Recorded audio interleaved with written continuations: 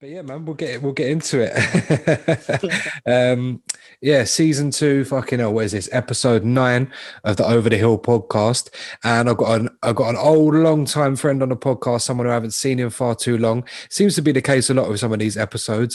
Someone who was around in my very, very early radio days, so someone who's known me pretty much from the start. Legend in the game, been on various pirate radio stations across South London and beyond. The one and only Selecta Primetime is with me on the show. Bruv, this is long overdue. How you keeping? Hey, you know what, man? First and foremost, mate, I've got to send big love for getting me on the pod, man. Much appreciated, man. Been looking forward to doing this ever since we spoke about it last week, man. So, yeah, big up for that. First and foremost, man. Nah, I'm good, you know. I'm like, obviously, I don't even live in South no more, man. I've like emigrated out into the country and that. So, like, you know, I'm out here literally just going to work, coming home, living a quiet life with my beautiful missus and just chilling the fuck out, doing a bit of me, man. That's about it, really. Sweet, brother. It's the way forward, I think, for a lot of people, even other people I spoke to on the podcast, like Steve Williams and that, he's bounced, he's well out of London. Like, so many people have done it. And I think it's something that a lot of us do, but I think there's always that element of wherever you go, the culture and the history and everything else is always still going to be, even if not just a memory, then still part of who you are and your own being, you know. 100%. Do you know what? Actually, it's funny you even say that, because to be honest, like, I wouldn't even be here in this area with my missus if it weren't even for pirate radio. Like, so honestly, that's the truth. So like, just sort of fate kind of like played a little part in that. It's mad. Big up for the old 75. That big up Cut Swifty. But yeah, man, I remember, yeah, RIP Cut Swifty. All of that. What was that radio station down there called again? Impact, man. Yeah. 875, 896. Yeah. Fun times, man. Fun times. We'll get into it. But 100%. yeah, we first met each other on a radio station called World FM. But obviously, you went to school with like a lot of my olders from the ends, Jay, Tom, everyone else. So obviously, we knew each other through them, and obviously through radio as well. But I know you were around, you know, from high school days, really collecting vinyl records with your lunch money. So how did it all get started for you, and where was the early love of pirate radio, and how did you get involved in it? Wow. All right. Well, do you know what, man? I'm going to take it right back for like my earliest memory of pirate radio, like my earliest memory of it. I was really young, probably like must have been about 7, 8 years old. Like, so it probably would have been going back to like 1990. Would have been like really young. So originally, like, I used to live in Battersea, like around sort of Queenstown Road, Wandsworth Road area. And so them times I was living in that area. And like, obviously, 1990, you had like Choice FM first come on the dial as illegal and that. So that was like my sort of, I wouldn't say entrance into radio as such, because that'd be bullshit, but it was kind of the part of me sort of paying attention to radio, basically. It was on a lot in the house, it was on a lot in the car and stuff. So like these times my dad had like a Mark 1 Golf, like CL, yeah. And on the presets now, like you had like I think you had like 5 or 6 presets on the radio. So obviously 6 presets, right? So one of them was Choice, the other one was Kiss, and then the 4 other ones were Pirates. And they were like, my dad was like into reggae, like New Jack Swing around them times, like. So the Pirates that he had on the presets were reggae ones, innit? So they was like Vibes FM, Station FM, Power Jam, and Lightning. And I think like 3 out of them 4 stations are like still on the air now. It's mad. But so obviously, like me being a kid and that, I'm fucking around with the presets in the car. Like Dad, what's going on? Like, these stations aren't on during the daytime. Like, these stations aren't on. Like, they were on like last night or yesterday. They're not on now. But like obviously Choice and Kiss were and that. So like I just noticed the difference. And then my dad was like, oh no, they're pirate stations. I was like, pirate stations? Like, what's that? And then obviously like gave us a brief explanation of it. And yeah, that was kind of like my first memory of pirate radio. It's them like old reggae pirates from back then. Like, yeah. So that would have been my first sort of introduction to pirate radio back then. And then when it comes to like dance music now, so probably like when I was a little bit older, probably like 9 years old now, I had like an older cousin. Obviously I had a cousin my age, but his older brother, or two older brothers, sorry, they were like going out to raves and stuff around them times, sort of like 90, it would have been like 92, 93. So like these times here now, we'd go into his room because the games console was in there back in the day, like a Sega Mega Drive. Like, so when he was out, me and like my other little cousin would go in there, rinse out the Sega Mega Drive, Double Dragon, Sonic the Hedgehog, fucking Charles Barkley, Shut Up and Jam, NBA Jam, all them games there, right? I know you know, right? So I go in his room now, and like the whole wall was like caked with rave flyers and that, like, and I remember specifically he had like a shelving unit in his on his wall, like all these cassette tapes and stuff, like, and I had a little look, like, because I could see like certain labels and stuff saying blah blah blah FM. So like me being familiar with radio, or sort of familiar with radio around them times, like, oh, what's my cousin listening to? Like, because I'd hear like the hardcore and like the early jungle bumping out the room sometimes, like when he was in.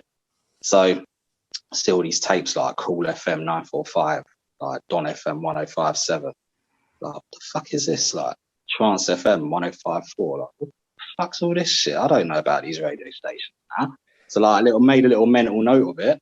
Got back home like to my yard. Like at these times I had like a little JVC ghetto blaster in my room. So like done a little auto tune jobby. Remembered some of the dials on them on the tapes I see. And I hear all this fucking early hardcore, like sort of hardcore jungle and that. It's just like, what is this? Like this is what my cousin's into. Like I hear this shit coming out of his room loud.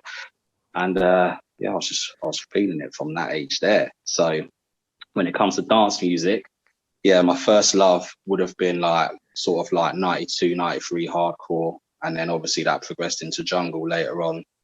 And yeah, my love of dance music from that point, yeah, that was set in stone, man. Yeah, of course. It then becomes, as we say, like part of who you are. It becomes part of your fabric. And I think once I don't know anyone, like there's people like me, and you could probably count yourself in this category, where it's like the idea of going raving nowadays is like, oh, do you know what? That's just long. It's for the kids. Yeah. Do you know what I mean? But it's still in that part of you, you never leave the culture. And I think once it's in you, it's in you. And I don't know anybody who's ever turned around and said to me, oh yeah, no, I was into like, I used to play a bit of like garage and jungle. I used to be on pirate and that, but nowadays all I listen to is like fucking Ed Sheeran. Like I don't know anyone.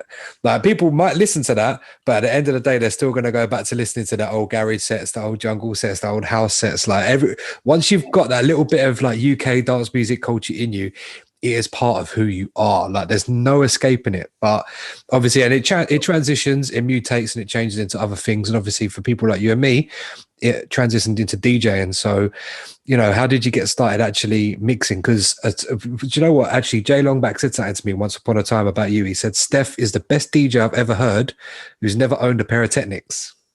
That's what he always used to say about you. He used to be like, bruv, when that guy mixes, it's next level. And when you consider that he doesn't have Technics, it's a madness. So how did you get into the game, and where did the early vinyls and stuff come from, and where were you playing to get so good, man? Boy, wow, I'm gonna really go deep here. First of all, big up Jay Longback, yeah, because like I ain't seen that dude like in a long time still. So big love to Jay Longback, big up Cody, big up Spenner, big up Blackasea, Pure Cut P, all them man there. Yeah, do you know what? Like first went into DJing. So like I was saying, like I got into like sort of hardcore jungle music, like, you know, 93 times. And obviously like growing up, went from like primary school to like high school, and then ended up going to Rutledge in Wimbledon. So this must have been sort of like year 8, about 96, 97. So like we all remember like, you know, tapes, Walkmans, all that shit. And like there was like a mad syndicate, if you can call it that, of just like people just banging to the music, like everyone. Like certain people were into DJing, certain people just loved the music and that. So like, you know, we would like be swapping tapes around the lessons and, you know, listening to what someone else is listening to, or, you know, trying to show other people, like, you know, I've got this set here, like, you need to check this out. These tunes are fire on this fucking set here. That kind of thing. Like, so 96, 97, like jungle kind of started progressing into drum and bass and that. And then around them times as well, like garage scene, like really started popping off. And I remember this one guy I went to school with, like, and he had this tape. It was like of Upfront FM, and there was Rip Groove playing on it. And obviously, like Rip Groove, the tune hadn't even come out yet. It must have been like some sort of like white label early release thing around these times, like.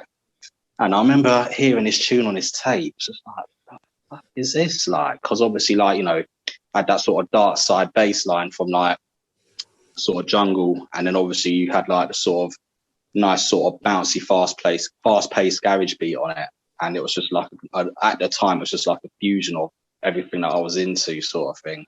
I had that sort of early experiences of sort of house and garage before that anyway, listening to radio and stuff, like, because just flicking through the dial and stuff, like I would come across like Girls FM, like people like Huckleberry Finn playing on there and stuff. So like, but I wasn't bang into it at them times there. Like I was more into jungle. But I remember Rip Groove playing, just like, do you know what? Like I really like this music. And then got home again, like, and put the radio on. I think I started listening to Flex a lot around them times, like in the 1036 days, and like, obviously around them times, like pirate stations were just like on sort of like more on the weekends rather than the week and stuff. But like a lot of the times on Flex in those days, like you'd hear house and garage like in the daytime. And yeah, I was just like, do you know what, I'm really feeling this, man. Like I'd love to get involved in playing this shit somehow. And guy in my area, Jordan, like, gotta send shout out to Jordan, be like, Dave, man, like original. Like Dave was like Jordan's older brother, so he was like banging to the rave scene, like going slamming vinyl raves, you know, all covered in flyers and shit, slamming vinyl jackets, slamming vinyl record bag, tape packs, everything, like. And his brother Jordan was like more into sort of house music, but he liked a bit of garage as well. So like he got a pair of decks, like some Gemini, I can't remember what they were now, some like Gemini PT 1000s or something like that. Like, you know, direct drive, yeah, not no belt drive nonsense. I'll get back to that in a minute though.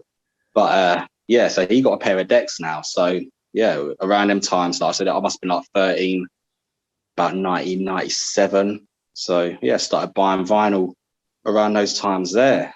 Can't even remember the first bit of vinyl I bought now, to be honest, man. But I can tell you where it was from, though. It was from Kingston HMV. I know that much. So, yeah, Kingston HMV, that was like, first of all, the place to go to. And then obviously that progressed into other record shops later on down the line. But yeah, started buying vinyl. Yeah, 13 years old, 97, man. And didn't look back. And what Jay Longback was saying about the Technics, he's damn right. I've never owned a pair of Technics in my life.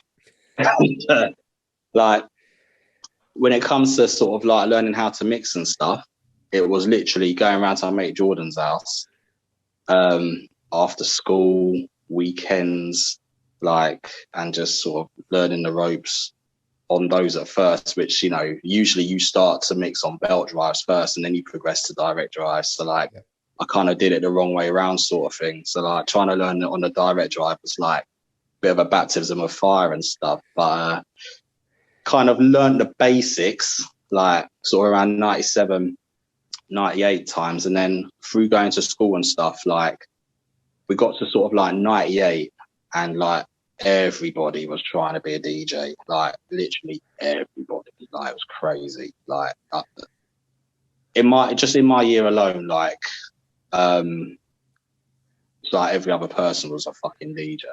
Well, all the names you mentioned there are our friends, isn't it? Like we're all in it. That's it. Right. So literally, around these times, sort of hooked up with Jigger, because Jigger was in my ear. You know Jigger, innit? Big up Jigger, man. Enough love to Jigger, man, every time, man. Yeah, so we hooked up like through like walking home from school and stuff. And like, you know, we then found out like, you know, he was into DJing, he had decks and stuff. He had like sound labs, the belt drive sound labs back in them days. Like the, what are they? I think those, you know what, don't even quote me on what they were, but they were the sound labs, yeah, the belt drive ones, the really basic ones with like the fucking plate, like a dinner plate on the fucking, for the platter. It was mad. But he had those things. So like, it was literally like go around his house after school, do a tape.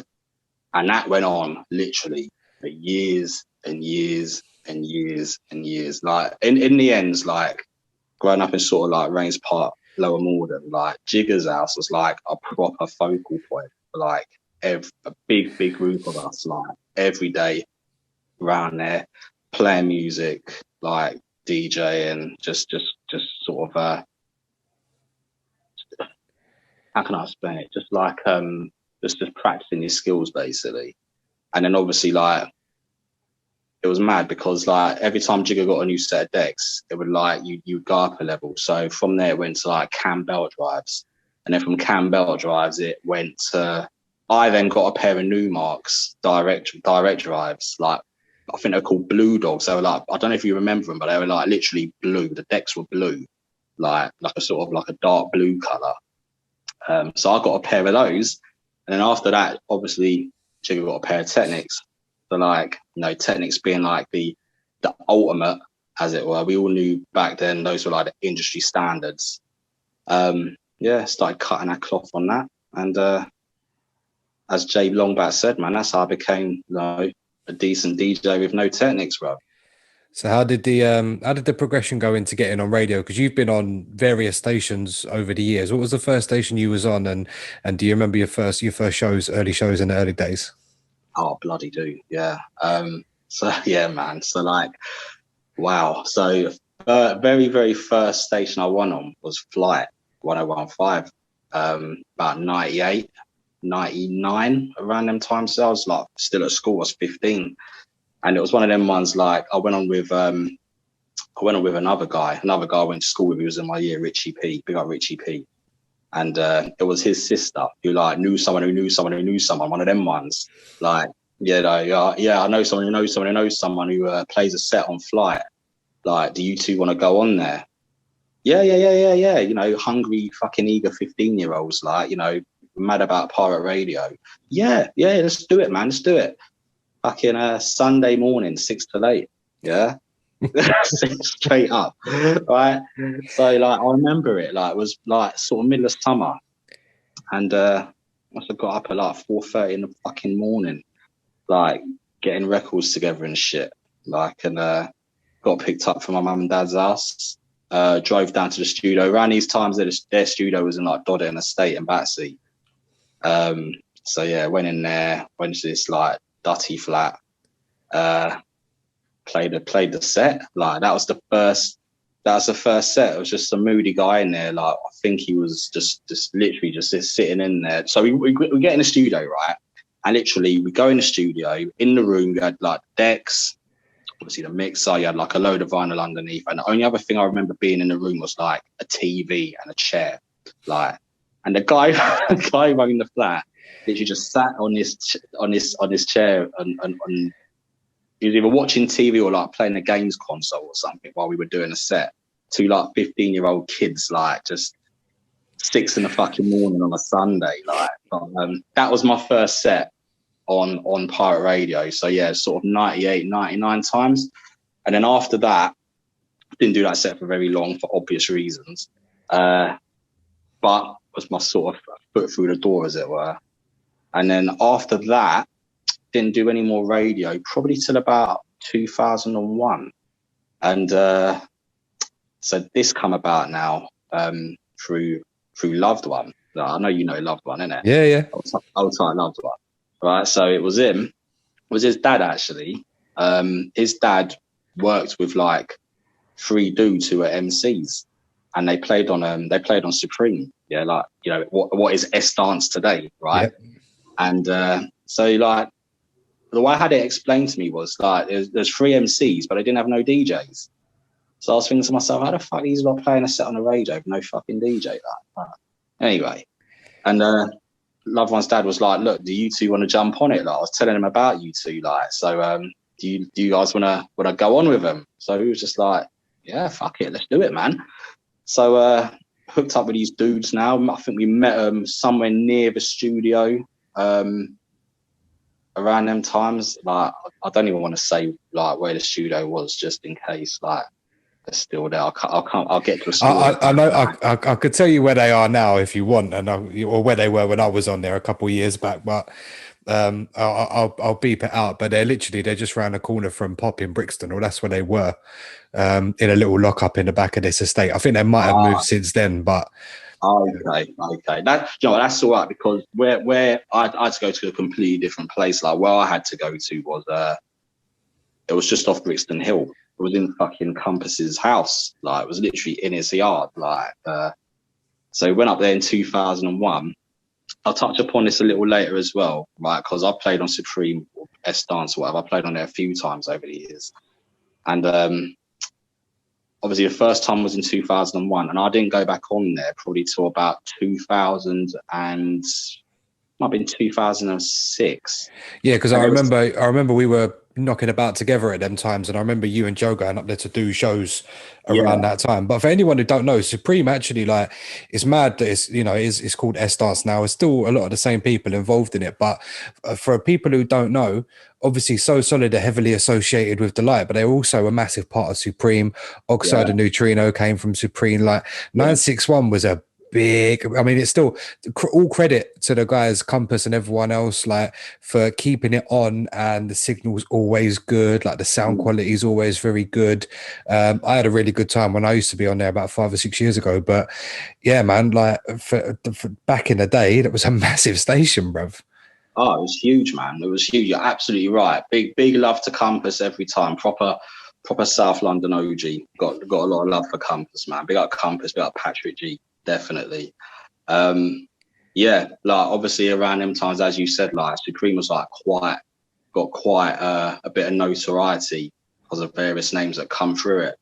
And obviously from there you had like Delight FM kind of branch off and start and do its own thing as well. And obviously that all come from Supreme and that. So yeah, you're absolutely right. So yeah, that was it, man. So that was like my sort of second stint at Pirate Radio, sort of 2001. I must have been like 17 around them times there. And then from that point, Pirate Radio was like quite a sort of consistent part of my life, actually. Like, playing on various stations, enough. Supreme. There was Resist FM 106.9, which is how I first met like Outlaw, Carlos, and all them guys there. Played on, do you remember Rampage 981? Yeah. Yeah. Played on Rampage 981. Whereabouts was that? Oh, bro, that was one of the maddest locations I've been to for radio. Like, so I remember, like, it was, so around these times here, I was rolling with Jay and Cody, and like Black as Sea, Ever Devastated. Like, it was me, Jiggerman, MC Mystery as well. And I remember, like, it come about like, you guys, we're gonna play a set on Rampage, like, because we knew about Rampage and stuff because I think Cody was on there playing with, I think, Centro and Pacer, like those DJs there. So we all knew about Rampage FM. We didn't quite know where it was. We knew it was sort of somewhere in Surrey, but obviously, like, didn't know the location. So, like, I remember, I swear back in these days, Jay might have to correct me if I'm wrong, or, you know, he might have to let you know, but I swear around these times he was driving a Fiesta. So we were all crammed into this Fiesta, going down the fucking A3. And we turned off at the M25 junction. I think it was like in Oxshott, or near Oxshott, like deep dark Surrey. Like, and remember pulling off the A3 on the M25 junction, then just zigzagging down a few country roads and stuff. Like, literally, the only thing on these fucking roads were trees. Like, I swear, like, no buildings, nothing. It was just trees, no civilization. Like, it was just, you wouldn't want to be lost around these areas, man. Seriously, no phone signal, nothing.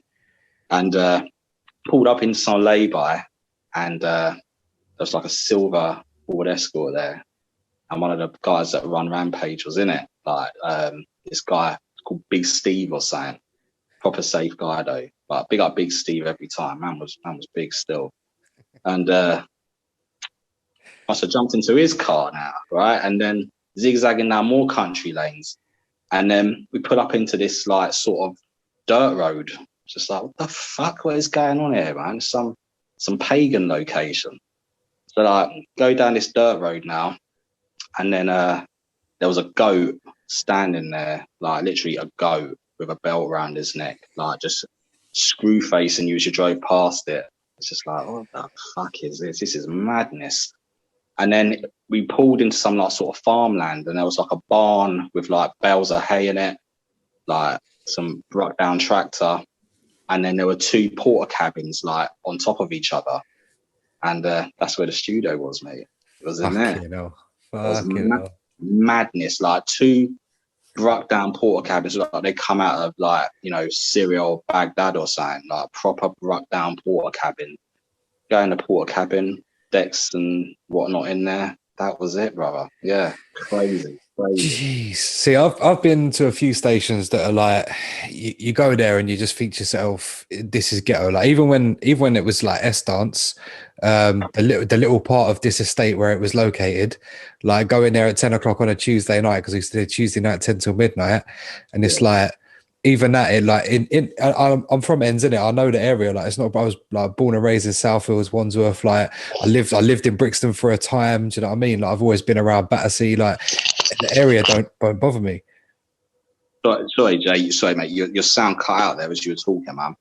No, I was saying like obviously like I've been around the Ends for a long time. Like it doesn't bother me to be like, you know, in quotes unquotes what some people might call the ghetto. But if you take me to the middle of Surrey where there's goats and bare space for people to leave you in the woods, nah, it's not happening. That's it, mate. Honestly, it was madness. It's got probably I've done a lot of radio since then, and that's still probably one of the maddest locations that I remember.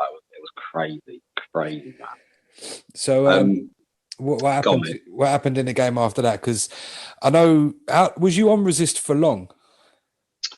Yeah, I was on Resist for a bit still. Because I know it didn't. The station itself, I know, didn't last for an eternity, obviously. But I know, obviously, Cody and everyone else was on there around the same sort of time. You know, how long was your time on there, and when did you then? Because obviously that would have been in between before you joined World FM as well.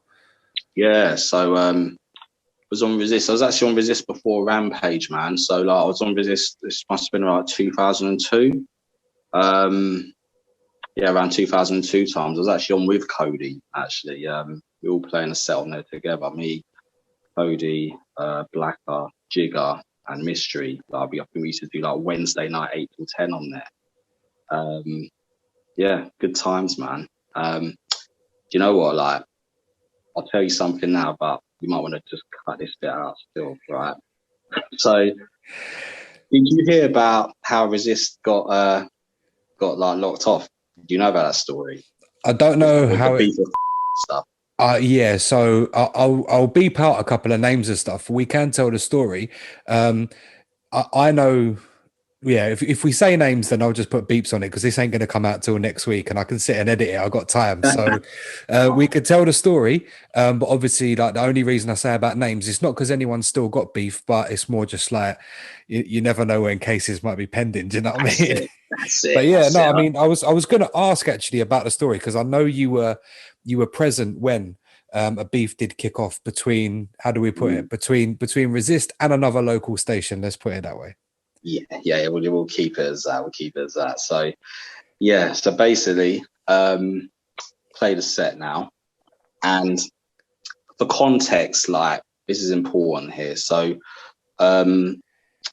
we had like a little, I wouldn't say rivalry as such, kind of not really the right word, but we're sort of aware of each other. Like, so the crew, when we was on Resist, we were known as best of the best, yeah. And around these times, like my DJ name weren't even Selecta Primetime; it was Steph Smalls, yeah.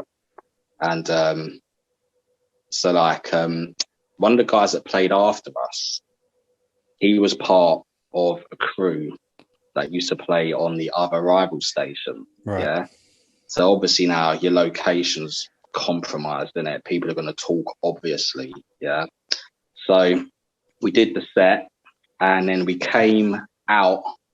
The thing is, like, for more context, like where the studio was at Resist now, it was in Collier's Woods. Yeah. Like literally, you got a bus garage, and then you've got like a dead end road that runs along the River Wandle, like a little side road on the left. Yeah. The studio was at the end of that road, like in an office building, like on the first floor. And it was one of them ones, like it was one way in, one way out. You go down little like alleyway or little like entrance into a little yard and stuff. And then you got a door, and then you open the door, and then you got like a flight of stairs, like which takes you upstairs to the studio. There was nothing else on the ground floor. So like literally your only way in and out was up and down these fucking flight of stairs. Yeah. So we've done our set, enjoyed ourselves and shit. One of the guys that ran Resist, Billy B, shout out to Billy B every time. So he's like taking us out the studio, and we open the door now. Fucking standing there. It's like, what the fuck's going on? Like, he's got a fucking gun in his hand. Just like, what the fuck's going on? And like, we see other heads behind him as well now. And literally, like, as soon as we've opened the door, standing there with this fucking gun pointing at Billy B. Like, and he's like, Billy B's just run up the stairs now. Like, he's gone. Like, he's letting off shots, which we then found out later were blanks, luckily. But anyway, like, so there was just absolute madness, like, on this fucking sort of ground floor bit, everyone trying to squeeze out this one door. There must have been like maybe 7 of us trying to come out this fucking door. And in them scenarios, it feels like there's 50 of you, because you're like... Yeah, exactly. It just, it feels like a whole lot more. And obviously you had everyone else from the other station outside now sort of waiting. So like there was just mad melee. Like I lost a little bag of records and that in the process and shit. Like, these guys were like armed with fucking like, machetes and fucking like police koshes and shit like that. Like, got out a few little bumps and scrapes and shit, but we got out. There was a few guys upstairs though who were in the studio at the time. I don't think it ended too well for those guys, but yeah, that's basically what fucking happened there. And obviously we then know how that whole situation played out and what happened later on, which I'm not even going to go into. But yeah, I'm hoping to get the other side of the people to tell that story, to be honest, but we've not been able to sort that out. But hopefully maybe one day, if he ever wants to come and talk about it, then doors always open, because I still got a lot of time for him. But yeah, man, it's crazy. A lot of people don't realize that between stations, it's funny because Outlaw kind of mentioned it when he done the Newsnight thing, and he sort of says, sometimes you might have little rivalries between 2 stations locally, and it's true, but it very rarely gets nasty, and sometimes it does. And it's like that's the dark side of not necessarily radio and the culture, but that's just the dark side of a load of young guys on the ends with nothing better to do than do music. And when someone feels that something's not going their way, or egos get in the way on all sides, do you know what I mean? And it's just like, at some point when you're a bunch of, as I say, young testosterone fueled dudes in your early 20s, man, shit can go right, bruv. And just that's one of them unfortunate incidences. Yeah, that's it. I remember at the time it was like quite a major thing. I remember like it was on the front of like the fucking local Guardian newspaper. Yeah. Like I remember like, pirate radio violence, and it was just a madness. That was a big headline for a lot of things back then as well, though. You got to remember, like, away from that local beef, obviously, but still in South, like it was at a time when anytime So Solid turned up anywhere, the venues would get blacklisted and whatnot, or they would be blacklisted from certain venues because they tried to associate everything they did with any kind of violence and gun culture and stuff in South. Like it just all got pinned on pirate radio, garage music. And that's why places like Croydon that had been instrumental in the early days of the scene were banned from having garage events anymore. Like no, the council would never allow it for 10 years. Like it was crazy. Yeah. Yeah. And stories like that, I remember it being a kid. And obviously, I knew through people's older brothers and that were there and blah blah. I knew the story, what had happened, but because it was local. But yeah, like I remember seeing it in the paper and just thinking, like, even like 15, 16 years old, being like, rah, they've really gone to town on this. Do you know what I mean? Like, because that was my early introduction into the culture. I was still getting into it, and it was just like, Jesus, like they're like this. Even back then, I knew what a media spin was. Do you know what I mean? It's like, nah, this ain't the one. So, well, yeah, do you know what? Like, it's mad, you know, because like even that the sort of media having like a little stupid take on sort of like dance music and the subculture and that. You know, that was happening from like jungle as well. Like, you know, them times there, I remember jungle being associated with like violence and shit. You know, all sorts of madness going on at like Stratford and like the events that used to happen in that sort of area and stuff back in like the sort of mid-90s and shit. Like, yeah, the media's, you know, if it's not fluffy and, you know, family friendly and stuff, then the media is going to have something negative to say about it, you know, because, you know, I guess they can't really relate to the subculture and what is involved in that. So, you know, they're just going to just see it as a negative straight away. You know, in most cases, obviously not in all cases, but most cases. And yeah, as you said, like the same sort of similar thing did happen with garage, like, you know, in the early 2000s with like certain elements and stuff. So, you know, like I guess that sort of thing isn't anything new and such, but, you know, it can definitely put a dampener on things and kind of like hamper a scene progressing to what it could potentially be, because, you know, there's negative spins on it which then enter the mainstream sort of you know, opinion and such, as it were. And if you're kind of ignorant to like what really goes on and ignorant to the facts, then, you know, you're going to have your own take on it because the newspaper said it was true, right? Oh mate, imagine if them two stations was around doing that nowadays, where it'd be in a Daily Mail, they'd be loving that shit. Daily Mail comment section would be a madness. Oh my god, for real. You know, there'd be phone-ins on LBC about it and all sorts, man. Seriously, it'd be crazy. It's do you know what's really funny? Actually, there's a couple of things about LBC that make me laugh. One of them is obviously the Ice Cold connection. The reason that Ice Cold had such grief on 97.1 was because LBC listeners are fuming. But also, if you ever go back and watch the actual intro to that bit on Newsnight that Dan and them did, it's actually James O'Brien from LBC that introduces the piece. It's fucking hilarious. Yeah. For real. Like, ironic that is, seriously. Yeah, it's funny. Crazy. It is funny. Crazy. But yeah, man, crazy pirate radio stories from back in the day. Obviously that's one of, I'm sure, many we get into, but yeah, obviously we met around probably 2005 on World FM. So was there much in between, obviously after Resist and Rampage? Were you doing much on other stations before you came to World? Do you know what? Yeah, before I came to World, I think I did another stint on Supreme for a bit. I think my memory serves me. Actually, no, did I? Oh no, I tell a lie. No, I wasn't Supreme. It was Rampage, and then one of the guys. Rampage didn't last too long, but I think we kept in contact with a couple of people that ran it through Cody, with Kodos, like, and got a phone call, random phone call again. So this must have been like 2004, and there was like another station which kind of like started from the ashes of Rampage. Now this was a very short-lived station, sort of summer 2004, called Corrupt FM. Yeah, like, yeah, right, yeah, that. Okay, so this was on like 107.3. I think they had their like rig up on Cambridge Estate, and it's funny actually because where the Corrupt studio was, it was literally just I think it was like the next block along from where the World studio was. Like, yeah, it was like proper, like sort of local, and it was in And the summer. funnily enough, them Cambridge blocks got used a time or two towards the end of World FM as well.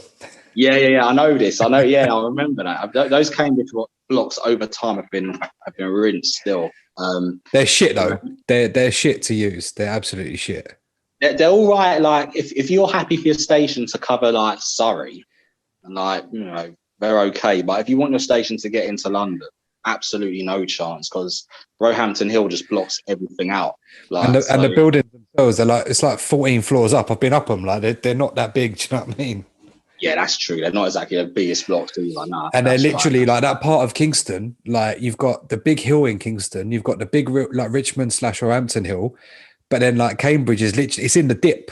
Like it's actually Yeah, in, like you couldn't put the blocks in a worse place. Well, obviously they're never going to design an estate with pirate radio in mind, are they? But should have done. but if you were, then that's the worst possible place you could have put them blocks in the entire borough. Do you know what I mean? Yeah, yeah, for real. They weren't great. But so like Corrupt was they were using those blocks, and like the studio was I don't even know whose flat it was, man. It was just in someone's flat, someone's yard. It was like, and the studio was like, it was like in a kid's bedroom. Like it was in like someone's little brother's room. Like I remember like the bedding in there was like Transformers or something, like Transformer bedding on this like kid's bed, and the decks were like on top of the chest of drawers in there. Like it was ridiculous. Optimus Grime live on air, bro. Get it? Yeah, for real.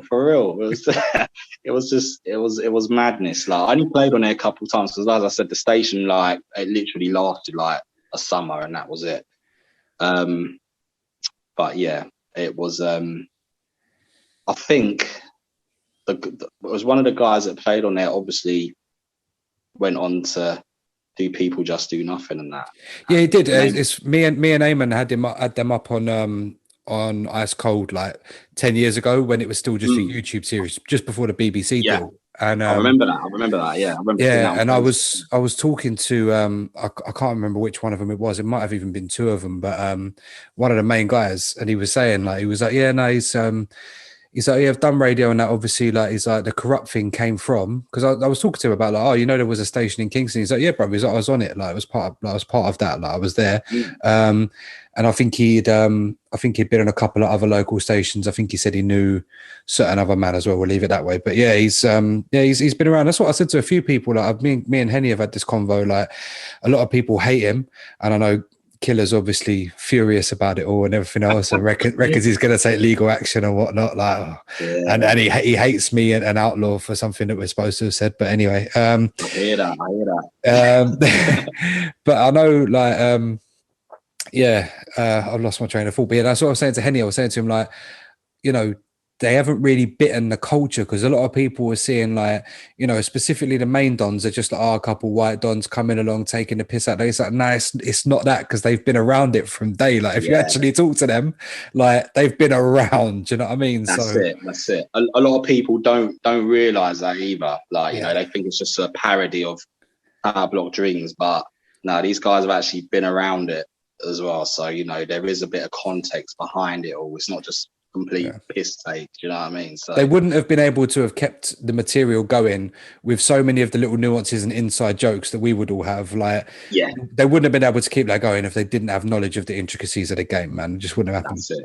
Yeah, that's it. Precisely. You got to know a certain amount of stuff to entertain that sort of thing. So yeah, absolutely, man. But that was probably, like, from what I remember, I think that was the only station I was on before joining World. And then obviously, like, joined World sort of 2005 times. And that's when me and you, like, met through that, wasn't it? Yeah. So yeah, World FM was basically the same people that ran Flight FM. Flight FM had a lot of heat on it at the time for various different reasons. And yeah, it kind of just, like, I think there was a point where every time they came back on, it was like lasting like, do you know what I mean? Grand opening, grand closing, brother. It was on and off. Like the authorities was on them proper, just because of certain negative things that had been, you know, released in the media and whatnot, and obviously cracking down on things at the time. And I think just in general, I know they've obviously always kind of mainly bounced between Sutton and Wandsworth, and I know both boroughs have just been hot on radio for a very long time. So yeah, just a nightmare trying to stay on, and obviously decided to go the internet route. And yeah, I've said it before, all credit to MTech and that for trying to, you know, branch out and do something different. It was just listening to stuff on the internet was still in its infancy then. No, you didn't have like mobiles and stuff that had like 3G or like, do you know what I mean? Back then, you just didn't have it. You didn't have apps and stuff. Like everyone was rolling around with Nokia still. That, do you know what I mean? Like maybe certain man might have had an early BlackBerry possibly, or do you know what I mean? I think people were still thinking like Motorola flip phones were the thing. Do you know what I mean? So yeah. But yeah, man, it was good times on there. We used to have a good crack going up there, and just, you know, like all of us, like maybe sometimes it might be like a hot day, we'd all get together, have a few beers, go there. Like it was a good crack, man. It was good times. Yeah, do you know what, man? It was a laugh going up there, actually. Yeah, definitely good times, fun times, man. We obviously like used to do the show with Jigger, Monday Night Mass, and literally just used to turn up, just get messy in there, hot box the fucking gaff, and just play some loud music and stuff, man. And yeah, fun times, man. I think around them times there, I think you was rolling with like I think that's how I met like Pure Cut and Common Sense and them man's there. Yeah, man. So shouts out John and Nick. Got to give the compliments out. Definitely, 100%. I ain't seen them two for a little while still, man. But big up those two, man, every time. Yeah, World FM, man. Yeah, literally just go up there, like I said, hot box of joint, get hot as hell in there, play the music fucking loud, and yeah, just madness. And I think I still got one of the sets like on recorded somewhere, like archived somewhere. I'm sure I have, man. So yeah, funny times. I'm big up THC and 4Play as well. Got to big those guys up, man. I used to play a set before me still, man. Big up those two as well. Used to get quite a few people up there. I bought Roy C up there. He came up there through me. I know he ended up, I think, on Flex after a while as well. Yeah, that was me who brought him in on Flex still. Yeah. Actually, Roy, his brother was in my year at school, so that's how I know Roy. Yeah, Dean. So yeah, I used to go around to Roy's and do tapes with him because he knew Dirty Habit, Kieran, who used to also come up to World FM and stuff as well. Live local to each other around Sutton and that. So I used to go around to Roy's, do a tape, brought him up to radio. He then used to bring up G Wise, who later became Guy D'Angelo, went on to do quite a lot of things. He was went to school with him as well. Big up G Wise, man. Definitely. Yeah. Man, like Guy. So yeah, man, like everyone's connected. That's what I mean. It was like, it wasn't the greatest station in the world because, you know, it was early internet. And as I say, you know, we were in the studio one night and certain man came in and they were just like, he's like, come upstairs, look at this. And just turns out it was popping on 1015 out the window for a little bit there. And it was a good crack. It was a good crack. I remember jumping in the car, funnily enough, with THC, and we were driving around Feltham and Hounslow and everything, getting like signal reports coming off the blocks in Kingston. It was a good crack. But yeah, good times. So yeah, you said you jumped back onto Supreme around that time, and I remember you going on there actually because I think I had like one or two convos of you about being like, yeah, maybe I might have to come up once or twice and just see what's popping. Never ended up doing it, but I remember you telling me a story, and this might jog your memory, and you might remember it. But I remember you telling me one time you were in there with Jigger, and you could see the aerial from the window from the studio. And I remember you telling me you literally watched the bastards take you off in the middle of a show. Yeah. So so around these times, like me and Jigger used to do a Saturday afternoon show. That's right. On Supreme. I think it was like 12 till 2 or 2 till 4. And, yeah, because it was either just before or just after mine and Pure Cut show. So I remember I used to listen to it. Right. Okay. Yeah. Right. So we were in the studio doing our set now. And you could the block where Supreme used to come from, like was literally you could see it. It was literally just like across the way, like you could see it clear as day. We noticed these dudes on the roof, like what the fuck are these guys doing up there? And obviously, like we knew it weren't nothing to do with management or anything. And we're doing the fucking show. And then obviously the sound's cut out in the studio. Just, you know, we're playing tune stuff, and then all we've heard is just. Because you guys were using the boombox as the monitor, weren't you? Coming through. Yeah. Like not no like luxury big boombox either. This must have been like, you know, 1999, 20 quid little kind of clock radio looking boombox, like. And but yeah, it was kind of surreal seeing that, like these dudes fucking about on the roof. I think they might have even taken, I can't remember if they took the aerial down or not, but they've obviously definitely cut the cables. And yeah, that was the end of that show that day. Yeah. But yeah, it was kind of surreal, man, just seeing that, just like, because we were watching their every move. And then obviously, you know, the sound's just completely gone. And then it was like, right, okay, well, that's kind of confirmed what we thought they were up to then. Okay, well, time to pack up and go home then. Yeah. See you next week. Have you ever been on any other stations have been taken off live or not?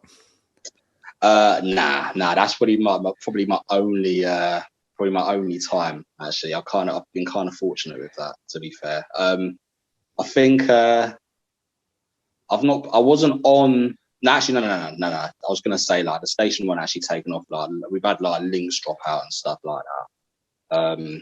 That was with Don, but I weren't actually even playing a set at the time. But I got fucking sent up to sort the bloody link out though.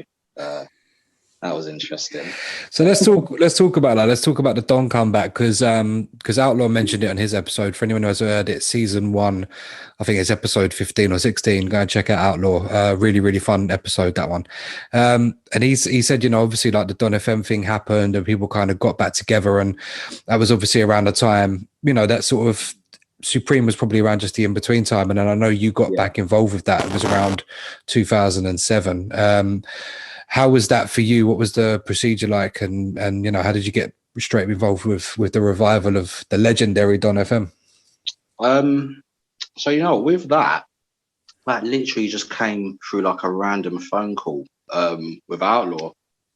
And it was like saying, yeah, we're going to bring Don back. It's going to be like the old Don lot and a couple of us Flex FM heads who are going to like be involved. And it was a whole like sort of United Pirates of London thing. So obviously I was like, you know what, like, yeah, I'm on board with that. We used to listen to Don FM back in the day growing up and stuff. A legendary station, you know, in London. Just like, yeah, do you know what, man, I want a piece of that. I'll jump on board with that, definitely. So I think there was like one barbecue or something in like Wimbledon Park or something like that. Like sort of like just everyone down there just linking up and talking about, you know, bringing the thing back and stuff. And yeah, they did it, man. So it came back on like 930 in Roehampton, obviously like original territory for Don. And it was like the studio was in like Nasty V's front room. Like it was in there around them times. And back then as well, like I was involved with sort of setting up like for a brief period, like doing a bit of the roof work and stuff with like Outlaw and putting like rigs up and fucking putting up twin stacks and shit, and running around trying to collect you know, little sensors on the top of the traffic lights you can use for linking and stuff, like just running around like trying to gather as many of those up as possible. Like. See, people don't know about that either. People don't know that you can go around, like especially the temporary traffic lights, like they're always easy to rob.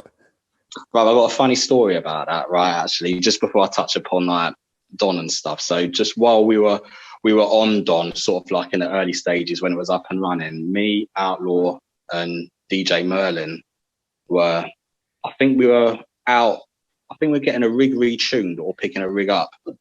And I remember like we were driving around one like suburban street. I don't even know where it was. But it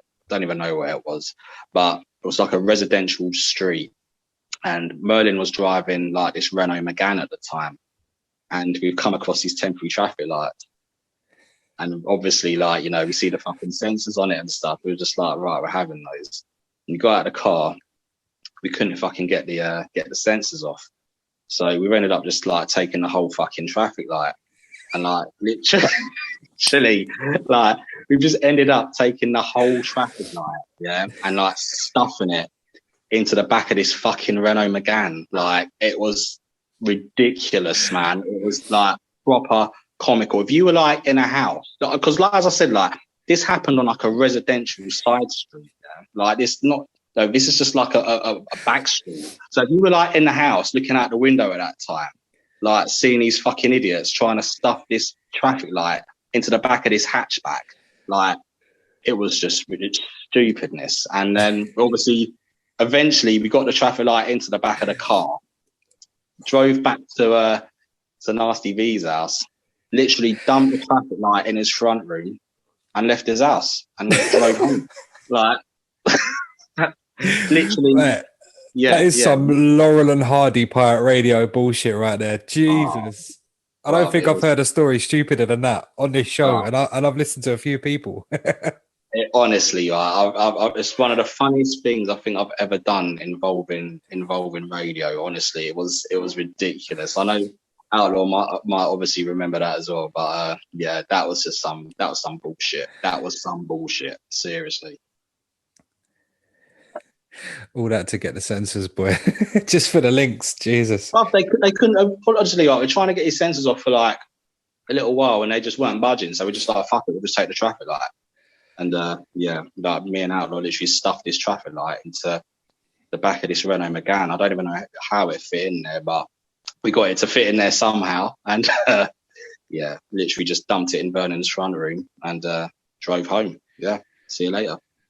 Crazy, absolutely crazy. So obviously coming out of original territory in Roehampton, various blocks you can use around there in that end. Obviously the main one everyone knows. Certain people come off of there full time nowadays, legally as well, funnily enough. But I know, like, obviously I grew up just around the corner from where Don Tower is actually, so like I know the area very, very well, like the back of my hand. And as I was saying to Outlaw off air just randomly afterwards, I was saying, like, many years ago I must have been about 12 or 13, and one of my sister's friends lived in the block just opposite Don Tower, so you got the smaller ones just next to it. She lived in one of them, and we went up one time in there, and somehow just ended up in the main block. And for whatever reason, I think I told you this story years ago, like I managed to get onto the roof, and I don't know, I didn't know anything about radio them times. I listened to it already by that point, like 12, 13. I used to listen to, funnily enough, up front in the car. My dad always used to have it on. So I used to listen to Pirate. I knew it was, but it never dawned on me that it came from tower blocks. I kind of, for whatever reason, thought it was like legal. It's coming from Crystal Palace or something, you know. And I remember being on top of the block and getting chased down by, I'm almost certain to this day it was Billy Wiz. I'm almost certain to this day. Big up Billy Wiz. Yeah, but I don't know, because you've got to bear in mind it's like 99, 2000. So obviously like during a peak time for Flex, but no, to this day I'm almost certain it was Billy. It might have possibly been Decline, but I don't know. And I don't know how they knew we were up there, because we didn't touch anything. We were just literally on the roof of the block. Obviously, like you're 12, 13, you get on the roof of a tower block and you can see the whole of London from there. Do you know what I mean? It's like, you know what, they must have had like a trip switch or something. That's the only thing I can think it was. It must have been one of them ones. That's the only thing I can think of, man. But do you know what though, as what you were saying though, like those blocks, like you can get out on those blocks, man. Those blocks were legendary for that. Wicked viewpoint, because it was kind of like, especially them South Hills blocks as well, where they're obviously there on top of a hill. You've literally got nothing blocking your way until you get into central London.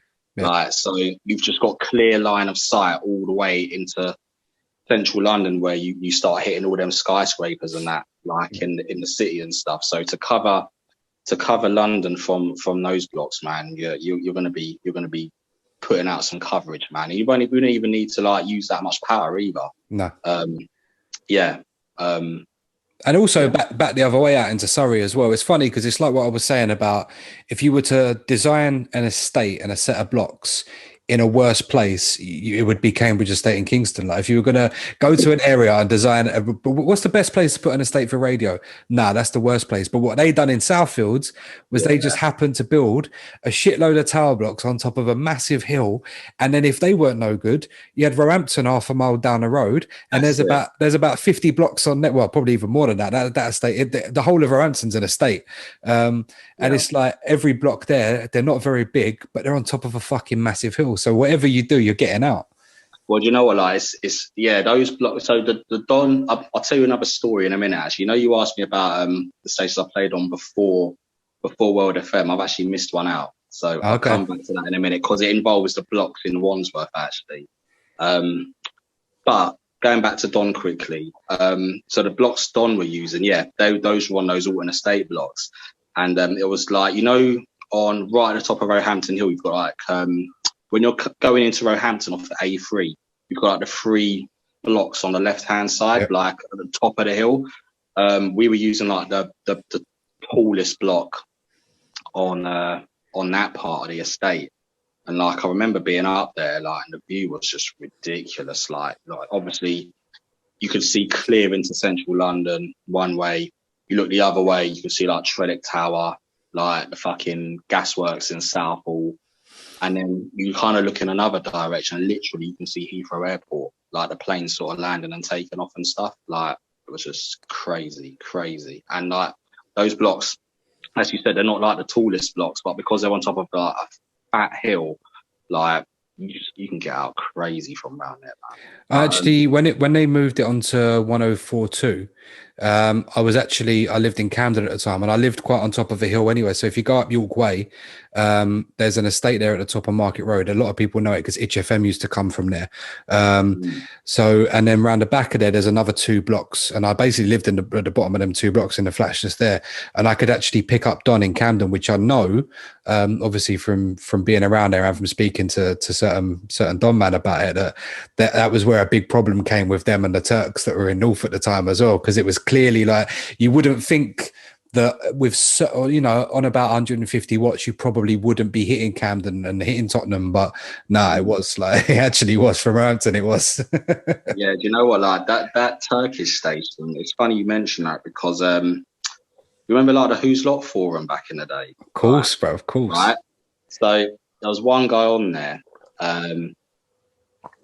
got a big up Sharky, right? So he's hit me up on the forum, saying he's like from North London, and he goes, yeah, I know where these Turks are coming from, like, so if you want to go and take them off, I'll drop the location, innit? So I was just like, okay then, yeah, whatever, like 100%. So he's told me now, and he said they were coming off the block opposite Northumberland Park Station. Yep. And I think told Outlaw and Nasty V, and I think they went up there later that day and dealt with it. Yeah. And, I think for a little bit, I think we were getting like London-wide coverage on 104.2 for a bit still. Not always the smartest idea, fucking, when them Turks from Tottenham, no way, trust me. Yeah, I think they were in and out very quickly. But I got a big up Sharky because the fucking the location report was bang on, so got to big him up for that. It's funny, I was talking about this a few times, and I can't remember if it was Extreme or if it was Bizim, which is the name of the Turkish station.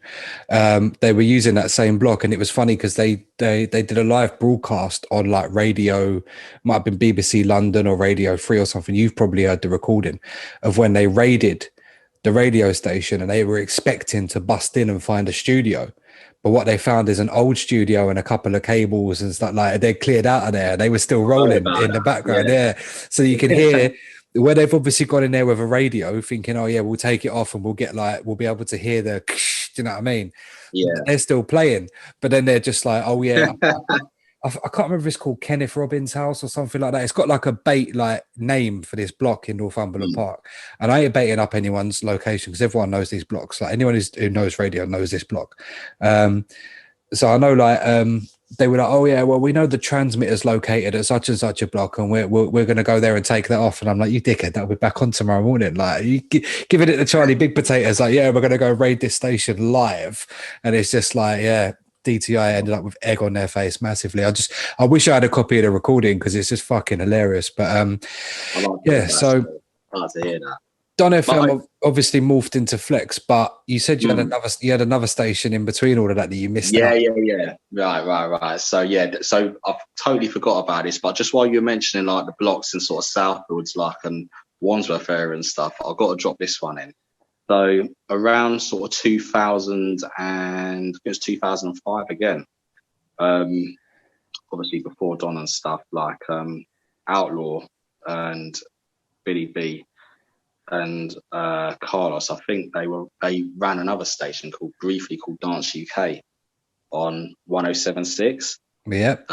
Right. So the studio used to be in the in Mitcham Town Centre, you've got those flats, like red brick flats. Yeah. Like the studio was in there, and they were coming off the blocks in Wandsworth, like the 3 blocks near the shopping centre. The white ones, like, yeah. So they were coming off there. And I remember around them times, like I think the council just renovated the blocks. And so they just put on like the pointy roof, anti-pirate roofs and stuff like that. That's literally what they were. They were anti-pirate roofs from back in the day. That's exactly what they were, right? So the joke was, right, Outlaw being Outlaw, like he's managed to get up there and stick a fucking single stack on it. Yeah. And like, I swear to God, right, I don't know what sort of power this rig was pushing out here, but this rig was banging out. Like, and obviously where we were on 107.6, you had that Jackie bullshit on 107.8. Yeah. Coming from Tolworth, like, we were just fucking with them hard, like, seriously.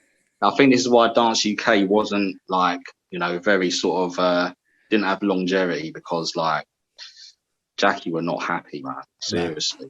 No. They were not happy. Like, around these times, I lived in Morden, like, and even when we moved down to, like, 107.5, like, Jackie was still getting fucked up, like, on 107.8. Like, this rig was just, like, it was pushing out, and it was only like a tiny little single dipole just on top of this anti-pirate roof. It didn't even have, like, it didn't have a mast on it or anything, mate. I swear it was literally just an aerial bolted onto the pointy bit on the roof. Like, it was just that, but it was banging out, man. Seriously. I think I'm almost certain that someone, it might have been on Who's Lots, and it might have actually been Dan himself, but I'm almost certain he put a picture on there of it, and it was like the most like hilariously fucking ridiculous thing. Because I remember like certain people from Flight. I know Flight at once upon a time in the early days had used them blocks for a brief time.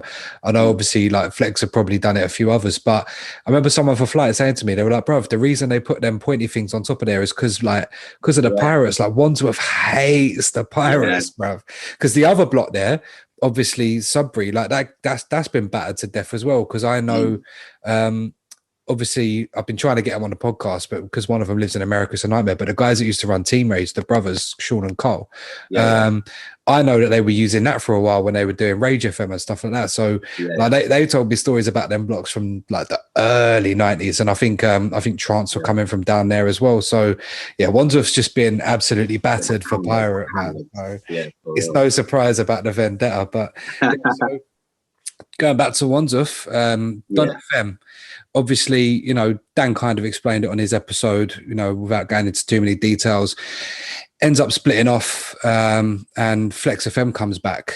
Now, obviously, you were a big part of the original lineup of Flex FM returning, and you were there from day dot up until the legal days. What was the journey like for you with regards to, going on full time? And obviously, being such a big part of the early days and getting Flex re-established in a sense.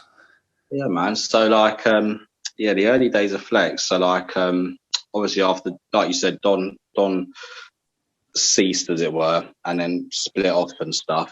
And in between that, actually, I did another stint on S Dance again on Supreme. And then I think I took, it always starts with a random phone call. think I either took a phone call from like Outlaw or Milky. It was one of them two, and they were like, "Oh, we're bringing Flex back." It's like, yeah, really? Just like, yeah. And the studio is like literally around the corner from where you are. Like, It was as well. yeah, literally. Like, I found out obviously later on, the studio was more or less like behind. It was literally right behind Jigger's house. Like you could see the studio from like his loft. Basically, it was just literally like not even a 1 minute walk. Like, so it was just local as hell. And remember going in there. Studio was like it was another mad location. Like, just, it was a residential street.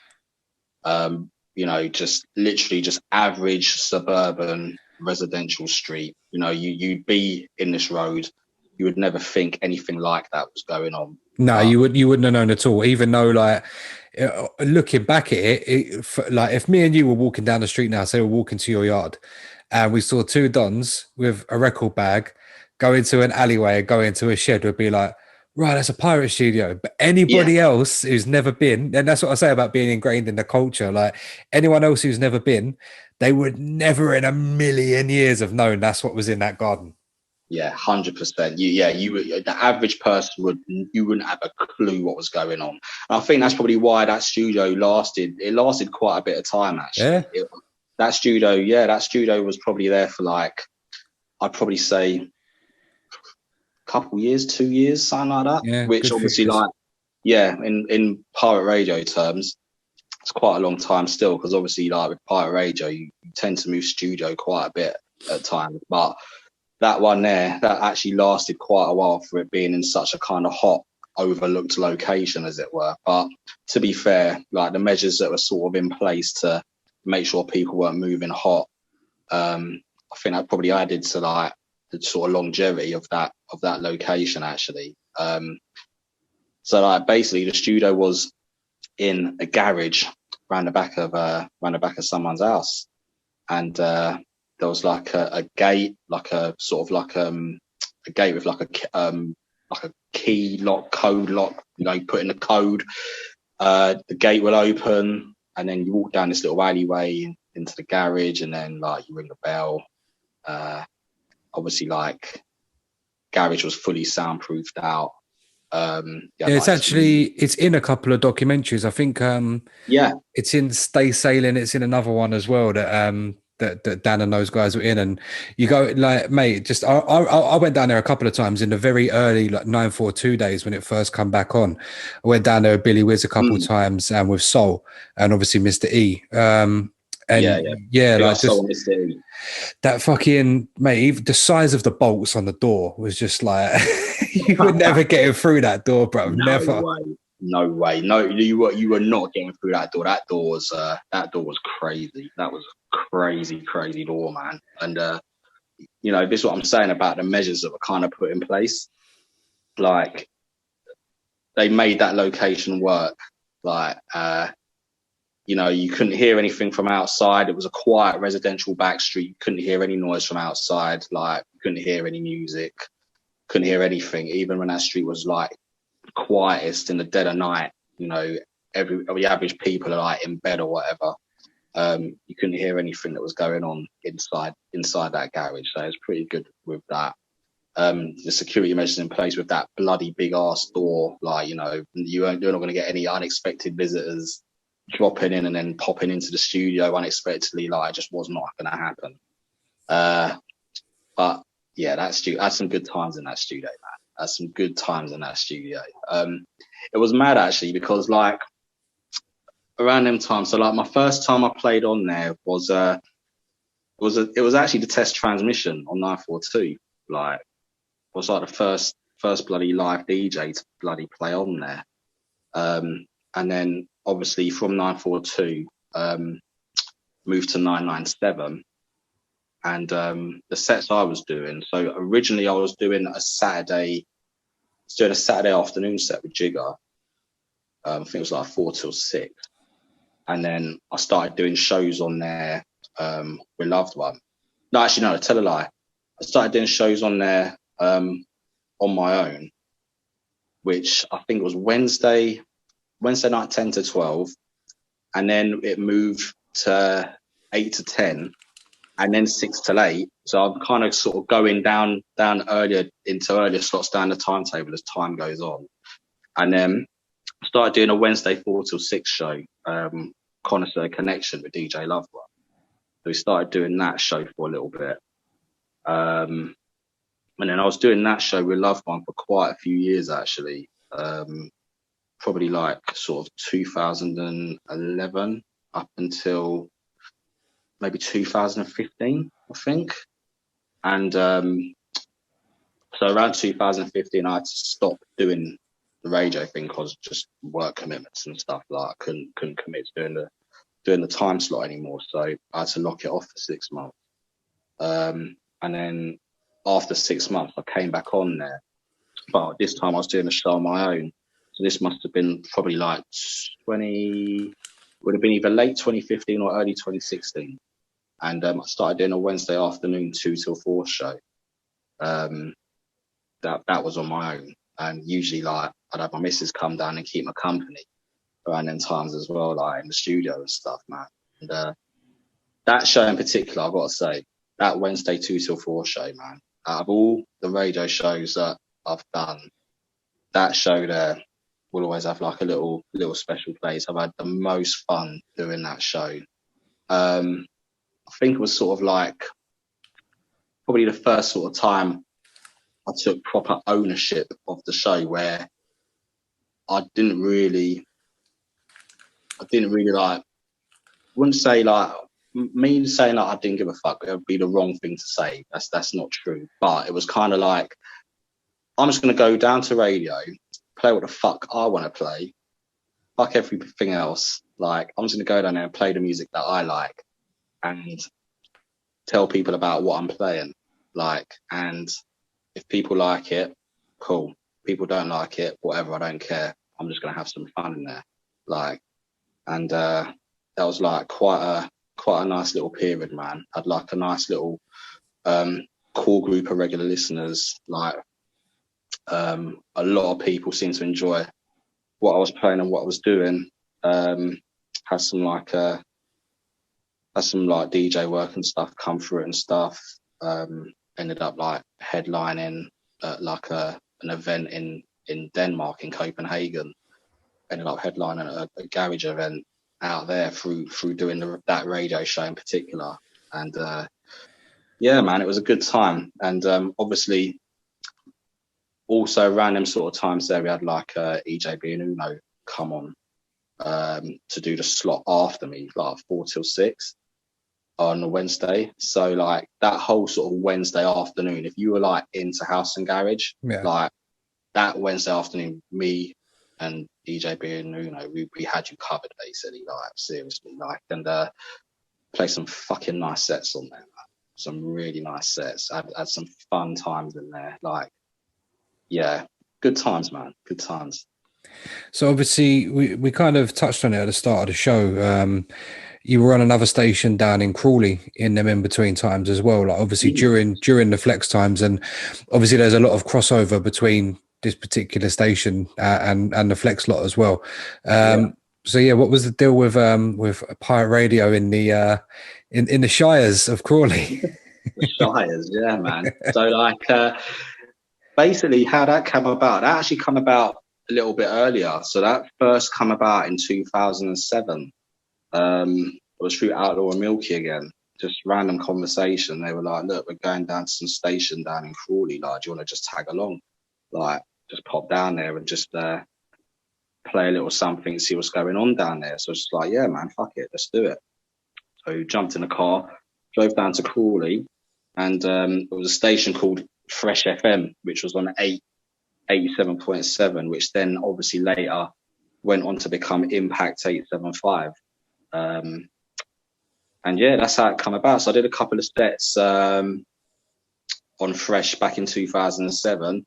Got on really good terms with the owner of the station, a guy called Pete Cut Swifty. Sadly no longer with us these days, but got big love for Cut Swifty every time. I've got to send a big love and salute going out to him, man, every time.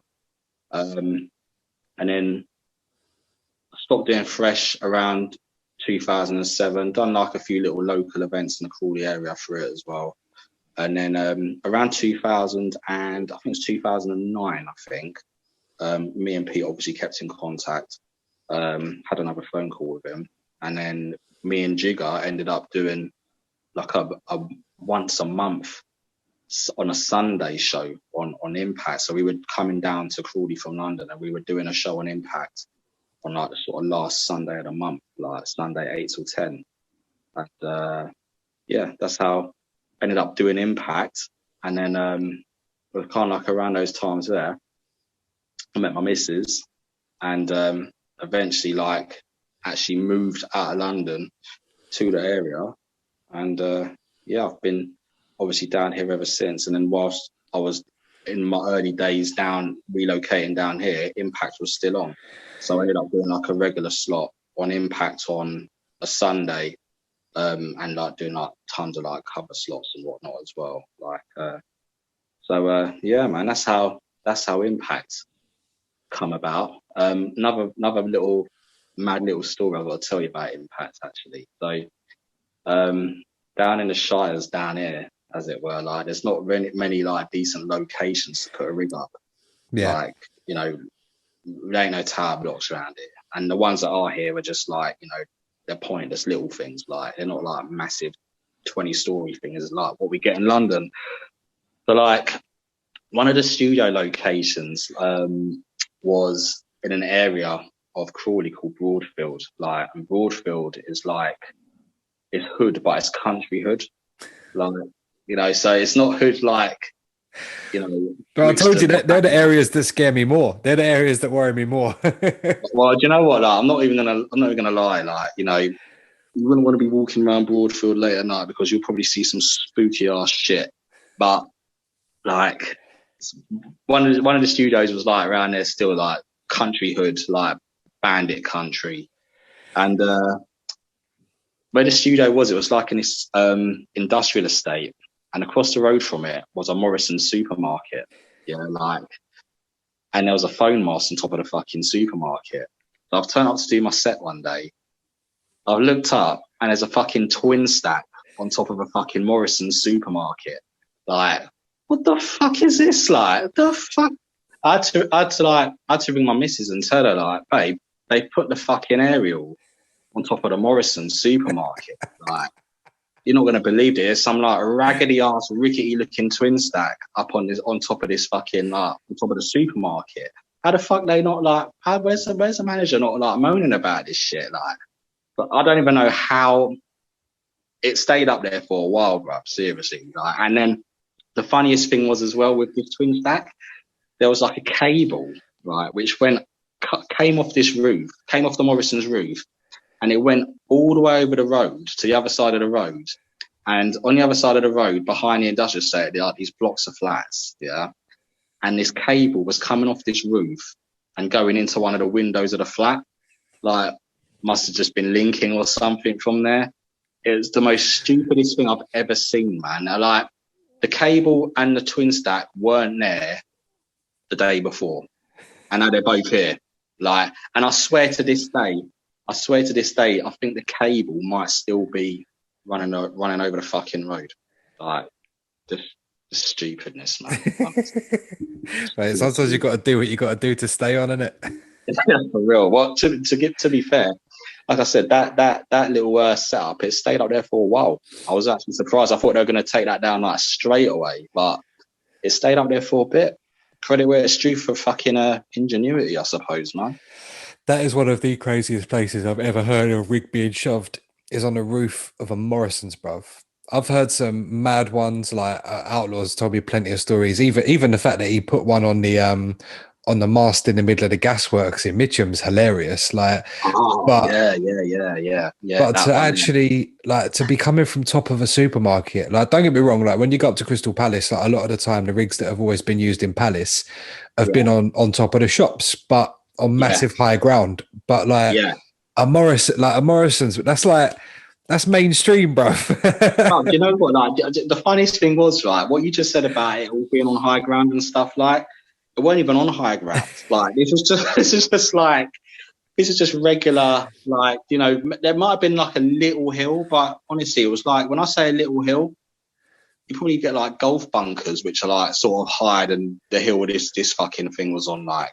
But honestly, man, like, just to see this raggedy ass twin stack on top of this supermarket, like, so you pop in for your pint of milk and you just see like this dirty twin stack on top of this fucking, it was just crazy, man. It was crazy. Again, it's one of them things that if you don't know what it is, no one. Yeah, you probably think it was a part of the mobile phone area, right? Yeah. Now, how many? I've actually. It's funny. I won't say where it is because the station's on. Actually, I'm gonna try and get the guy to come on. But like we went past a well-known block that's been mentioned on this not this episode, but on this podcast itself, loads of times.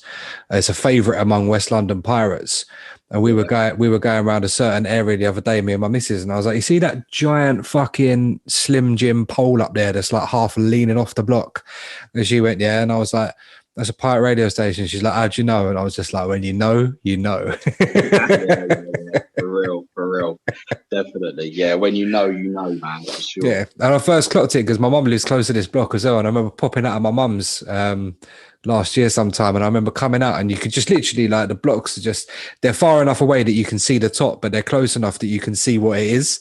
And I'm just like, no, I know these blocks quite well, and I know they were battered back in the day, and I know that on that block there's nothing, on that block but there is a fucking Slim Jim and a half, like literally, you know, when it's so big that it's cabled and everything, but it's still doing that because it's just so big. I got to talk to the Donny who set it up because it's hilarious to see how massive he's put it on there. But yeah, like when you know, and there's certain times like where you go around to certain places and it's just like, yeah, anyone who doesn't get it, they're never ever going to clock it. The amount of times you go past any regular tower block, they've got phone stuff on there, they've got police stuff, they've got relay things even to just like bounce TV signals across the place and everything else. It's obviously a good place to have things.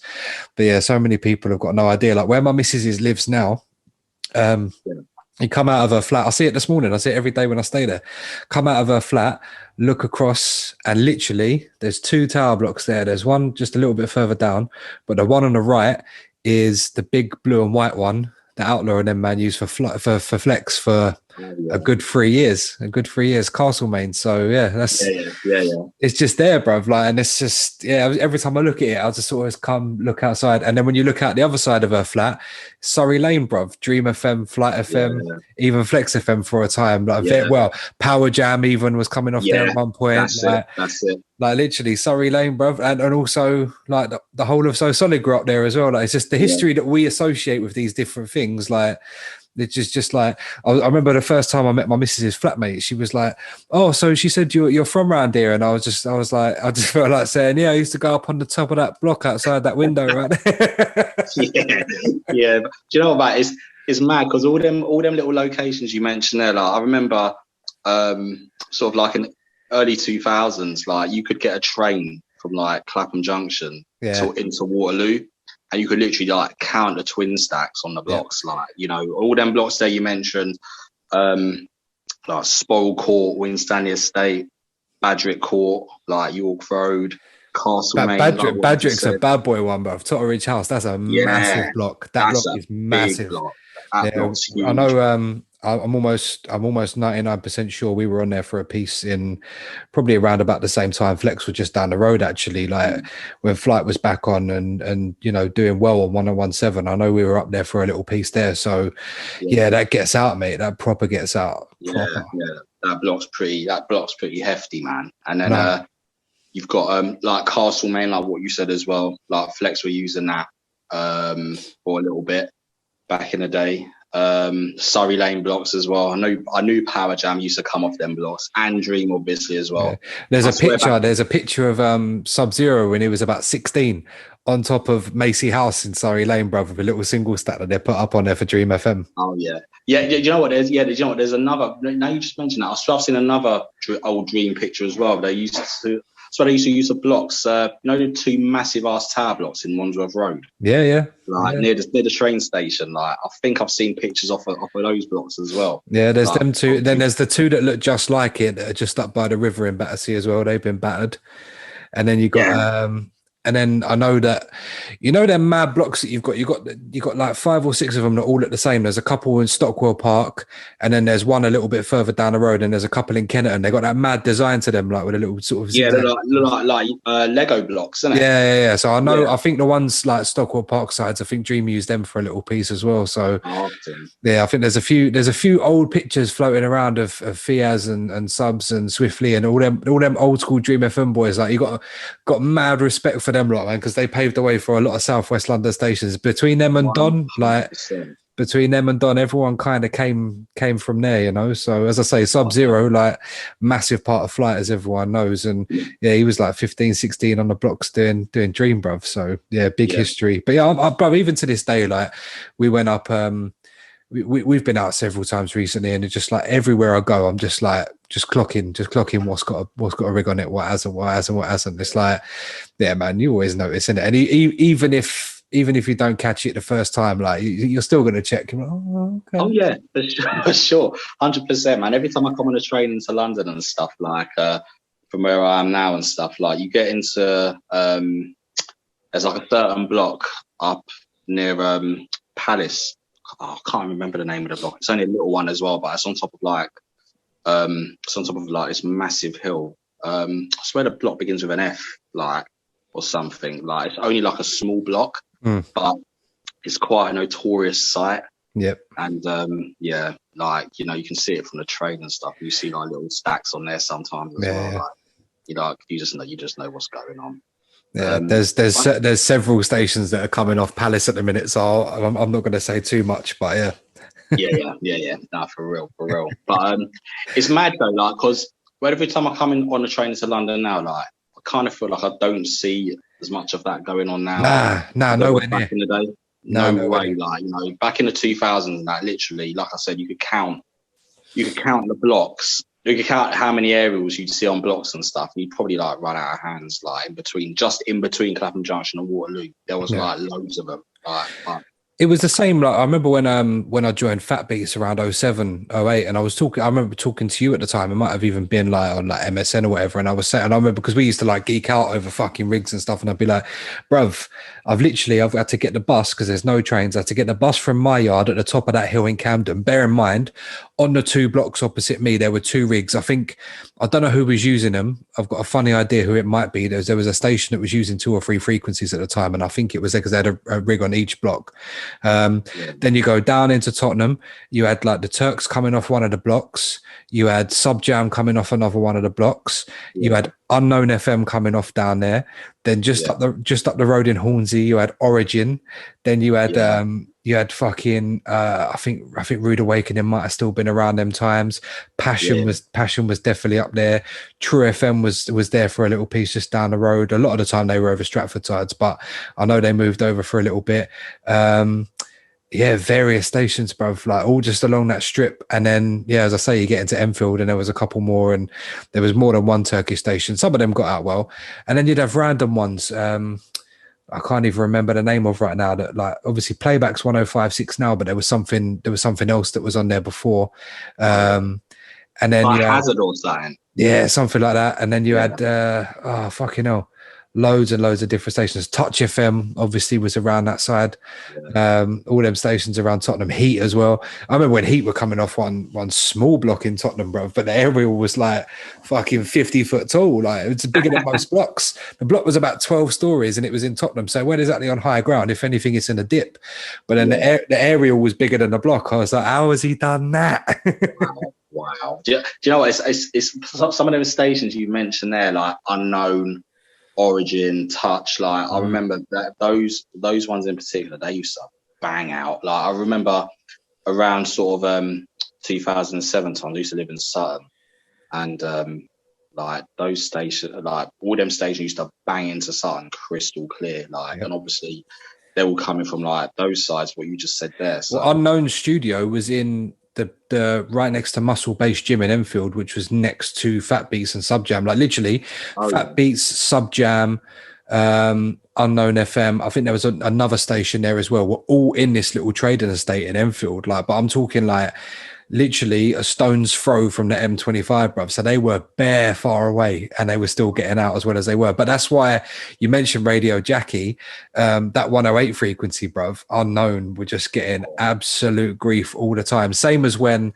Pulse were on there as well. Like Paul S was on, and he's actually on the previous episode, but he was on, in season 1, and he was saying that they were using the Highgate blocks and they were going up there, like, which is it's the most ridiculous location ever. Yeah, and they had a rig. They had like a 250 on the 108 on the Highgate blocks, and it's just like Radio Jackie had no hope, bro, no hope at all. You know what? It was mad, because like I swear, it weren't like before they went to 108, they were on like 90.2, innit? So 90.2 was point blank, but Unknown had at one point they had 90.6, 89.4, and 108 all on. Ah, yeah. That's it. And they had, I think they had 108 coming from like Hornsey Highgate. They had 894 coming from somewhere else, and I think 90.6 was coming from Enfield somewhere. Like, bruv, come on, man, what'd you have to do that for? That's crazy. That is crazy. And you know what? All them dolls got out nice as well. Like, yeah. Like, 90.6 was legendary, bruv. Like, absolutely legendary. Yeah, for sure. They got out nice on 894 as well, to be fair. Yep. It's crazy. So going back to yourself though, obviously, you're down in Crawley and stuff, but your time on Flex FM, were you there for the transition? Obviously, I've spoken to Max and Dan and Henny about this. Were you there for the actual legal transition, or had you left by then? No, I was there for that still. Like, I did a couple shows on there, but I actually bounced off there because of work commitments again. Like, I couldn't commit to doing. I was doing like a Sunday. I was doing Sunday 8 till 10, but then obviously like I weren't getting home till like fucking midnight and stuff, man. I was just kidding for work and shit, so I had to log it off and stuff. But I was there for the transition for that still, man. Yeah, it's quite mad actually, because like from sort of how I started out DJing and stuff, especially like playing what I play, like, which is sort of more. It's more for sort of like the underground side of old school house and garage. It's not really like anything commercial or sort of like the more sort of well-known stuff you'd hear on like your average compilation CD. Like, it was more, sort of like early to mid 90s stuff.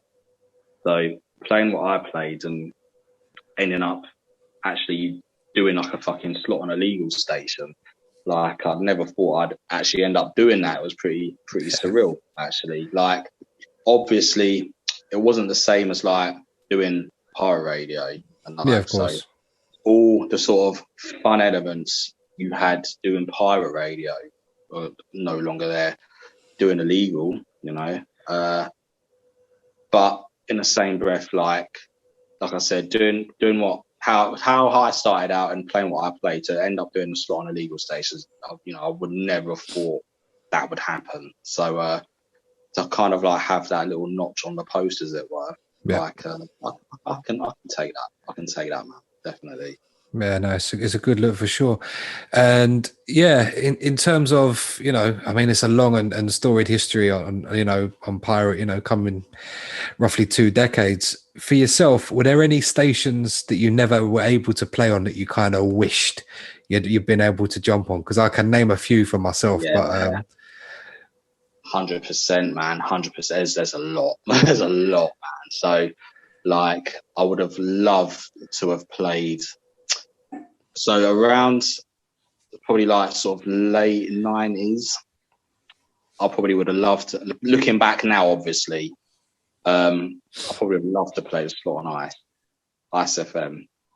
What a station, man. Wicked station. And for the songs that you've always played, for the style of music and mixing that you've always had, perfect fit as well. Do you know what, brother? I honestly, I would have loved to play the slot on there. Like, because I was listening to Ice quite regular. When I first started like DJing and stuff, would have taken a lot of influence through the DJs I had on it at the time, around the sort of late 90s. So Ice FM definitely got a lot of love for that. But I like to play Upfront as well. Like, Upfront were massive in South London. like around sort of like 98, 99 times, massive station. So looking back, like obviously I wasn't a DJ back then that, you know, I am now, or, you know, I became, so to speak. So if I was that back then, yeah, I would have definitely been making a beeline up front. Freak FM as well, like Freak 1018, wicked station, man. Used to always be a battle to pick a signal up in my end, but once I had it locked in, you had it locked in. So yeah, man, Freak 1018, big station. Obviously, like around them times you had like EZ and like DJ Louis. Can't even remember any more names now, but those are the two names I remember from Freak 1018 days, from back in the sort of like 98, 99 days. You know what? There was a station as well, actually, in South London, Taste FM, Taste 925. Like, that was a big station. That's some decent DJs on there too. So yeah, would have done Taste FM definitely, if given a chance. Anything else? No, going off the top of my head. Yeah, going off the top of my head, I think, yeah, those ones there for house and garage anyway. Yeah, I would probably say those ones there, I'd say. Anything you still listen to nowadays? Because obviously, I know you're a ways out, but all the guys that are still doing pirate, they've all got an internet stream. Like, no, there's no one imaginable that's going out now and just setting up specifically on FM, unless they're doing it purely for banter or for a good crack one weekend. Like, anyone you still listen to now, you know, with regards to the pirates that have got internet streams up? Yeah, do you know what? Like, it's funny because being a house and garage DJ, I've had this conversation so many times with like my missus and like a couple of my mates and stuff. Like, I very rarely listen to like house and garage sets at home. Like, very rarely. Like, so I think the only pirate station that I actually listen to occasionally for house and garage, and when I do, it's not for a very long time, and that's no slant on anyone playing the sets or their DJs or anything. It's just my attention span with like that genre right now. Vision Radio. I've got to give them props because every time I put them on, there's always something pretty decent on there, house and garage wise anyway. So I've got to give them props. Other than that, like I said, I don't listen to much. So a lot of the time, I do listen to pirate radio. Like, I listen to a shitload of drum and bass. Like, so it'll be like Cool London, Rude FM. There's a new station as well, which has just popped up recently called Infrared. Yep. Like, I listen to them a lot. They play that Infrared. I gotta say, right, they don't have at the moment. I don't think they've got like a lot of live DJs on there. A lot of the time it's like pre-recorded, but that's the tune selection, man. Seriously, like, it's just on point all the time. Like, new stuff, like sort of 93 hardcore jungle, which is kind of like foundational for me. Like, they play a lot of that on there as well. So yeah, Infrared, I'll listen to them a hell of a lot if I want like a bit of D&B. If I want a bit of reggae, probably Vibes FM. Don't really listen to reggae music that often, to be honest with you. But if I do want reggae music, Vibes would probably be my go-to for that genre there. Anything else? Do you know what? I don't actually think. I think that's probably the only pirate stations I listen to now. One of the ones I do listen to on a regular though used to be a pirate station. You mentioned it earlier on in the pod. Itch FM. Yeah. Like, they're obviously like a web station now, but when Itch were on the dial back in the 2000s, like mid 2000s, like I used to listen to them a lot. I think out of all the pirate stations that I've come across or that I've heard, even like playing the genres that I'm into, like dance music wise and stuff, Itch FM is like probably my favorite all-time pirate station, just because like at the time in the 2000s and stuff, like I've never heard of a station before they are on or after they've sort of been and gone that has done what they did in regards to staying true to themselves and representing a genre which is like really underrepresented, like on the radio, especially like in the UK as well. Yeah. And to do to do it like how they did it, like in regards to, like, for instance, you'd hear a lot of stations now like playing R&B or whatever. I know they didn't play R&B, they play like underground hip hop, but you don't really get DJs mixing. You just get people like playing tunes and chatting shit over the top, and then like playing the next tune from the top or whatever. Like there's no, like, the art of mixing is kind of non-existent. Like Itch FM, like you had people like on there like mixing, like, you know, turntablism, scratching, like, and they were playing, like, they weren't playing no commercial hip hop. They were like playing some underground fucking raw fucking shit. Love that station, man. So, do you know, they've got a little bit of a connection with that Infrared as well, because Infrared are currently on 105.15. yeah, That's what Itch used to do back in the day. yeah. That's it. And do you know what's funny, right? Because you mentioned that, yeah. So like, I first found out about Itch FM. Like, I used to go record shopping, as you could probably relate to yourself, like around Soho area, like, you know, the usual uptown black market, like Reckless Records, around Soho area. So every time we used to go into Soho, like, I would see Itch FM stickers everywhere, like Itch FM 105.15 everywhere. Every fucking lamppost, every building had a fucking Itch FM sticker on it. So I'm thinking to myself, like, what the fuck is this Itch FM thing? Like, fuck's this? So I've gone home, like, just tuned into it, and then just heard what they were doing, and I was just like blown away. And yeah, still listen to Itch FM to this day, even though they're not a pirate, but obviously they've got pirate foundations and stuff. Yeah. But nah, mate, other than that, the ones I've just mentioned, like before, like, there's quite a lot of ex-pirates that have popped up. I know, see, there's some that I know have gone on DAB, but then when I've read on a couple forums recently, there's like, some of them have been heard online, like on the airwaves. So it's like, yeah, do you know what? One of the ones you're mentioning, yeah, I actually listened to them as well. Yeah, I'm not going to say which one, obviously, I don't want to hot them up, but we know what we're talking about. Yeah. But yeah, then I also heard that I can't remember if it was Weekend Rush or Defection, but one of them sprung up the other day as well.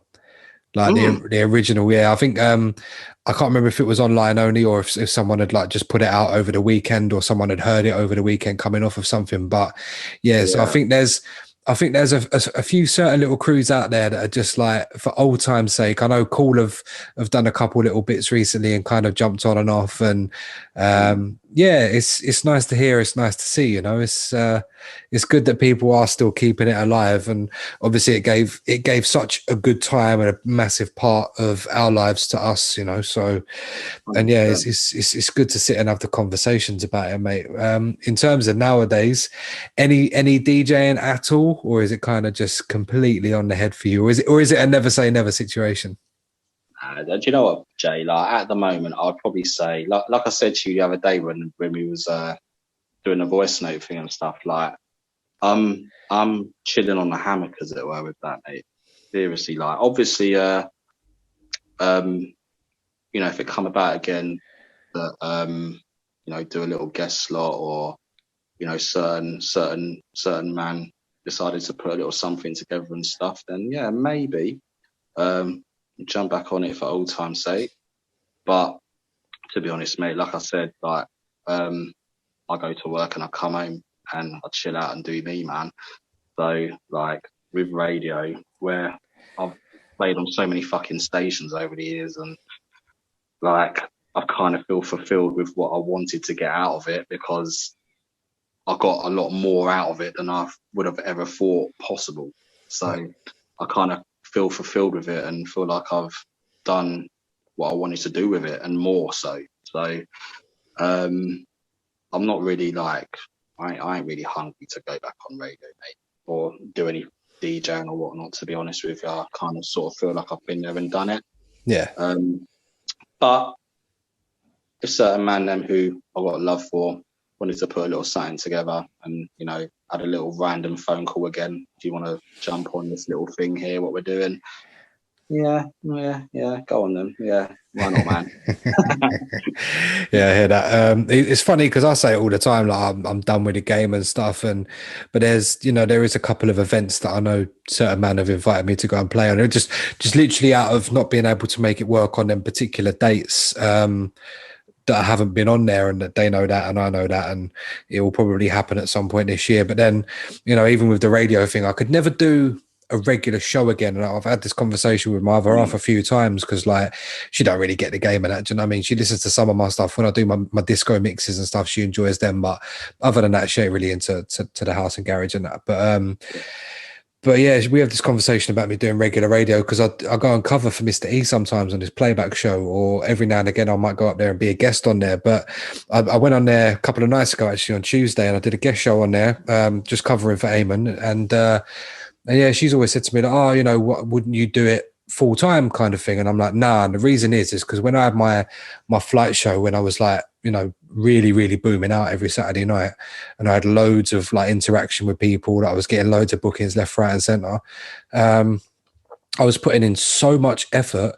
Of every week I had fresh tunes. Like I might play 5 or 6 tunes from the week before. Other than that, everything else is brand new. Whatever's new that week in house, whatever promos I'm getting, I'm sitting and listening to.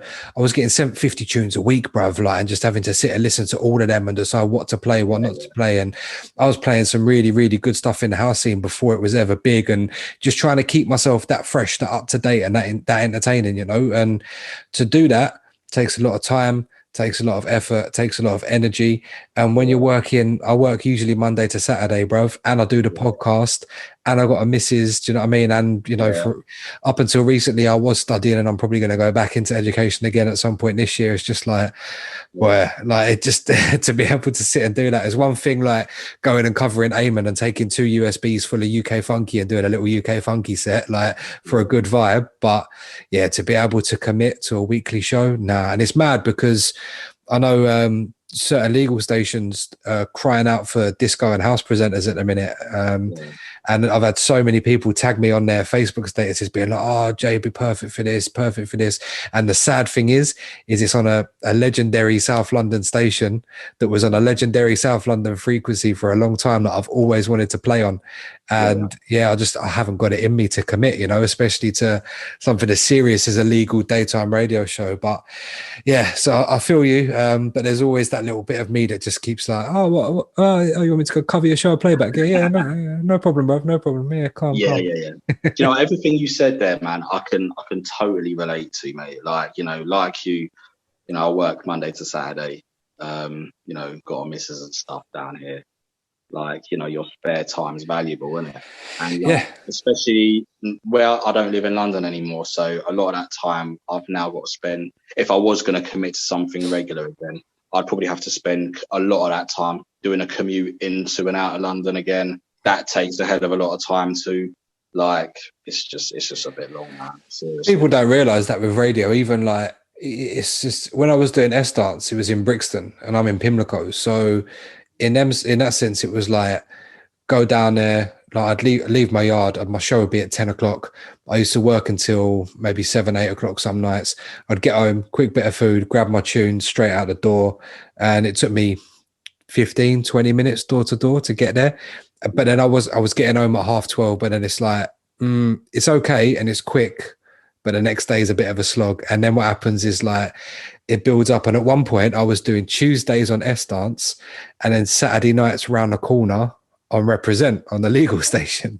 Wow. which is hilarious. And you can actually see S-Dance studio from Represent's window, which is fucking funny. Wow.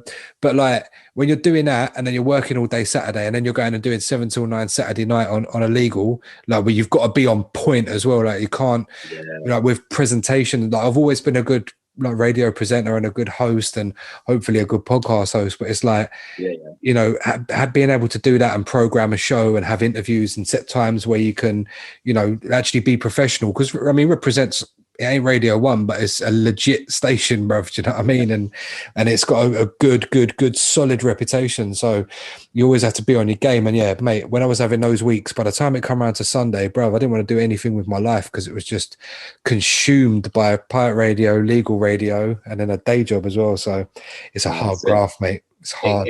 It kind of reaches like you try and do your best to sort of like keep things going in a sense and sort of balance things out, as it were, but it kind of reaches a tipping point, doesn't it, when you've kind of just had your fill with it and you just think to yourself, like, do you know what, man, like, kind of had enough of this now, man. I need to just spend a bit of time, like, and appreciate the spare time that I do have and just do a bit of me now, like, without this radio thing taking up a lot of it. Like, yeah, that I totally understand, brother. Totally understand.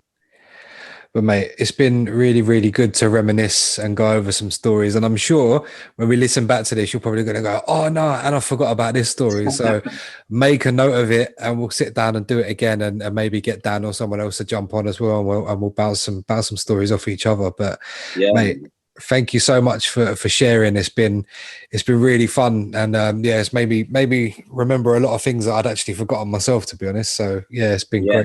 Hey, likewise, man. I got to, once again, Jay, big you up for having me on, man. Much love. Really appreciate it, man. It's been good to tell these tales, man. Definitely, these kind of tales sort of lie dormant. So when you try and tell these to someone kind of outside of radio, they don't really fully understand the full perspective of it. But when you sit down and talk to someone else that has kind of been there, done that, you know, been around it all, yeah, we can fully appreciate the madness and the bullshit and like the crazy ass people involved in this shit. So yeah, man, this has been jokes today, man. Really enjoyed it, man. Oh, thank you very much for coming on. Any socials you want to give out, or are you just happy to stay in the background? Man, I'm just in the background, mate. I don't even do I don't even do social media these days, man. I'm just here in the background, man. If people want to reach me, you know, put it this way: if you haven't got my phone number, then you're not really valuable to my time, man. Holler at me, the Over the Hill podcast at gmail.com. If you want Selecta Primetime, I give you good rates, nice commission. It's all good. I hear that. One J, definitely. Mate, thank you very much. Season 2, episode 9 of the Over the Hill podcast. Yeah, get in touch, the Over the Hill podcast at gmail.com. Don't forget, share, subscribe, all of that good stuff. Make sure you're following on Spotify. You can leave ratings on Spotify now. I've just found out as well. So make sure you leave me a couple of 5 stars on there. Every review on iTunes, aka Apple, has been 5 stars so far. So thank you for that. Keep them coming. And yeah, check out the other episodes. On episode number 8, we just had a mixed martial arts review of 2021, and I look forward to 2022. I've done a year in review, and also done a really great episode of a guy called Kieran Lithgow on episode 7, who's a virologist from AstraZeneca, and we had a really great conversation about medical developments, vaccine developments, all that kind of stuff. So if you want to go on there and argue with yourselves in the comments about vaccines, then feel free. But you might learn something if you listen to the episode, because that was really good as well. But I know one thing. I know what you're going to say. I know what you're going to say. Yeah. I was going to ask you just before we finish, because on episode 6 I done with BQ, we did predictions for 2022, and I know you wanted to talk boxing, but I'm not super qualified to talk it, and I don't like to waffle unless I know, but I wanted to get your opinion on something before we end. And one of the questions and predictions that we had for 2022 was, will we see a heavyweight title unification this year? And if we do, who is fighting who? Because obviously we're looking at the possibility of Dillian Whyte versus Tyson, and Usyk versus Joshua is looking like the path that's going to go. I mean, that's the most likely thing, makes the most sense, but obviously we know with boxing that's not really what sells. What's your prediction for we'll just stick to the heavyweight division, but the heavyweight division in 2022, how does the year pan out? Well, do you know what, mate? I've got a bit of a different take on it, actually. Obviously, like you just said, we're supposed to be getting Dillian Whyte, Tyson Fury, and we're supposed to be getting Joshua Usyk, but I don't think potentially those fights are going to happen. I don't think Dillian Whyte Fury is going to happen. This whole 80-20 offer, like, I hate this whole amateur businessman kind of thing. Just get in the ring and fucking fight. But that offer, you know, if you're going to make an offer in good faith and stuff, yeah, if you really want the fight, I think you come a little bit better than that, knowing full well that no one's going to accept a fucking 20% offer. Really, like, potential. Well, I say really. If you were hungry enough to accept it, you would take it. But clearly, I don't really think Dillian Whyte's kind of on that. He seems to have have a sort of high value of himself in that regards. I think he's obviously clearly looking for a bit more in the percentage stakes and stuff. And this isn't the first title shot he's turned down because of he's not been happy with the money that he's going to get for it. So with him, clearly it's money over glory, isn't it? And it feels like history's repeating itself with that. So I don't think we're going to get Fury White. I think what's going to happen is that one of two things. I think Fury's either going to hold out, he's going to duck White, he's going to hold out to get the winner of Joshua Usyk, and then try and jump in with the winner of that for the undisputed. If that doesn't happen, I potentially don't think we're going to get Joshua Usyk either. I say potentially, there's a chance we may not get it. Number one, because of potentially Joshua's training situation. Like, you know, still to this day, we still don't know who officially is going to be training him for this Usyk fight, which is supposed to be happening in March. But then another telling thing about that is we got no date announced for that fight yet. And, you know, we're 2/3 of the way through January now. So surely if we're going to have a fight by the end of March at the latest, and, you know, you went out bad in your first fight, you need to be training from like before now, surely. And you haven't even got your training team set up yet. And there's no date locked in for this fight either. So that's kind of red flagging me in regards to, well, is this fight actually going to happen? And does Joshua really want to take the Usyk fight again? You know, if he loses to Usyk again, you know, I think him at the level that he's at, I think it's kind of curtains in that department.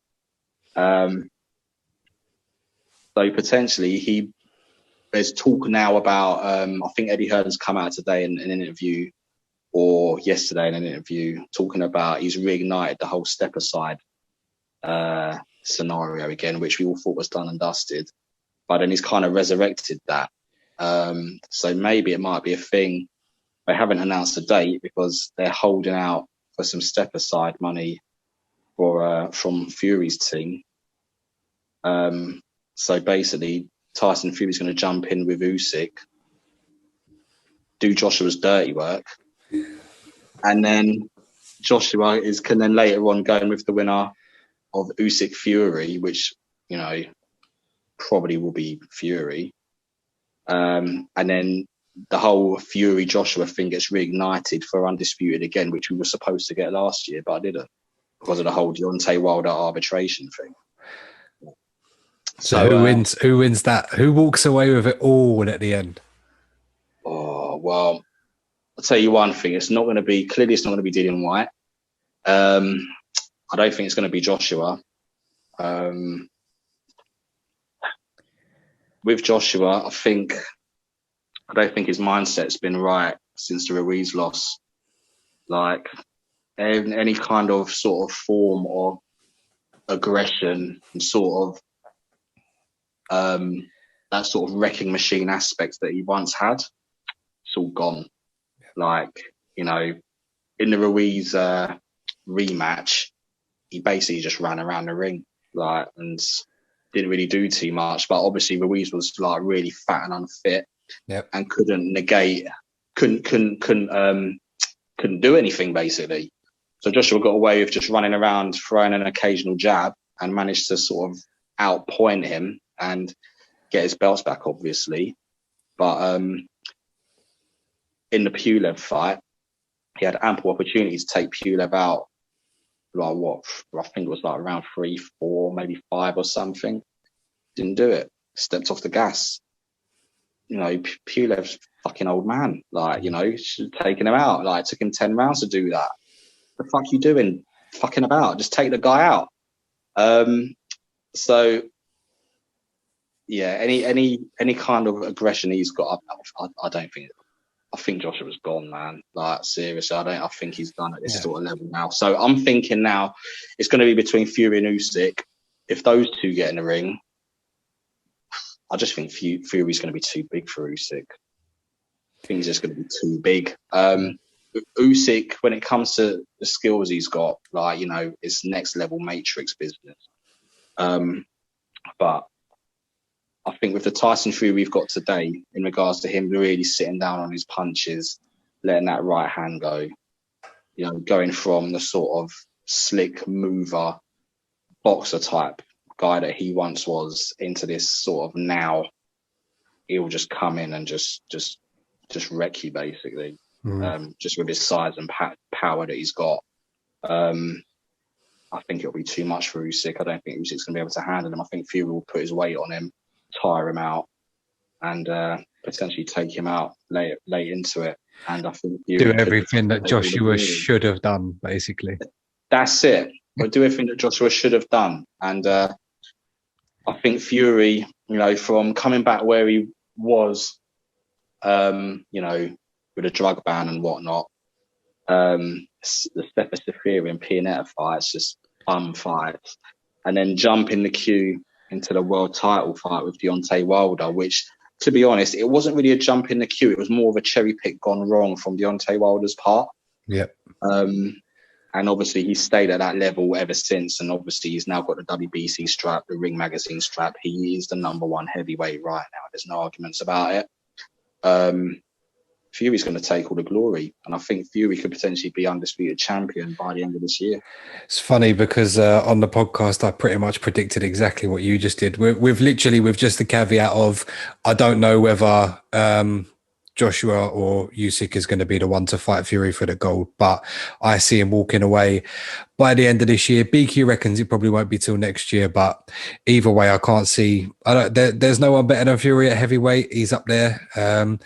I did say, you know, if Dylan's to fight him, Dylan's no mug. Do you know what I mean? Let's give all due credit and respect to Dylan White, but it just, you know, these people just ain't on Fury's level. But yeah, it's good to know someone who's a seasoned boxing fan such as yourself, and I actually got the same prediction as you. So thank you very much for that, and thank you very much for coming on, mate. No worries, man. Been an absolute pleasure. Nice one, Jay. Once again, Season 2, Episode 9, my special guest, Selecta Primetime, legend of the Pirate Radio game. Peace out, everyone.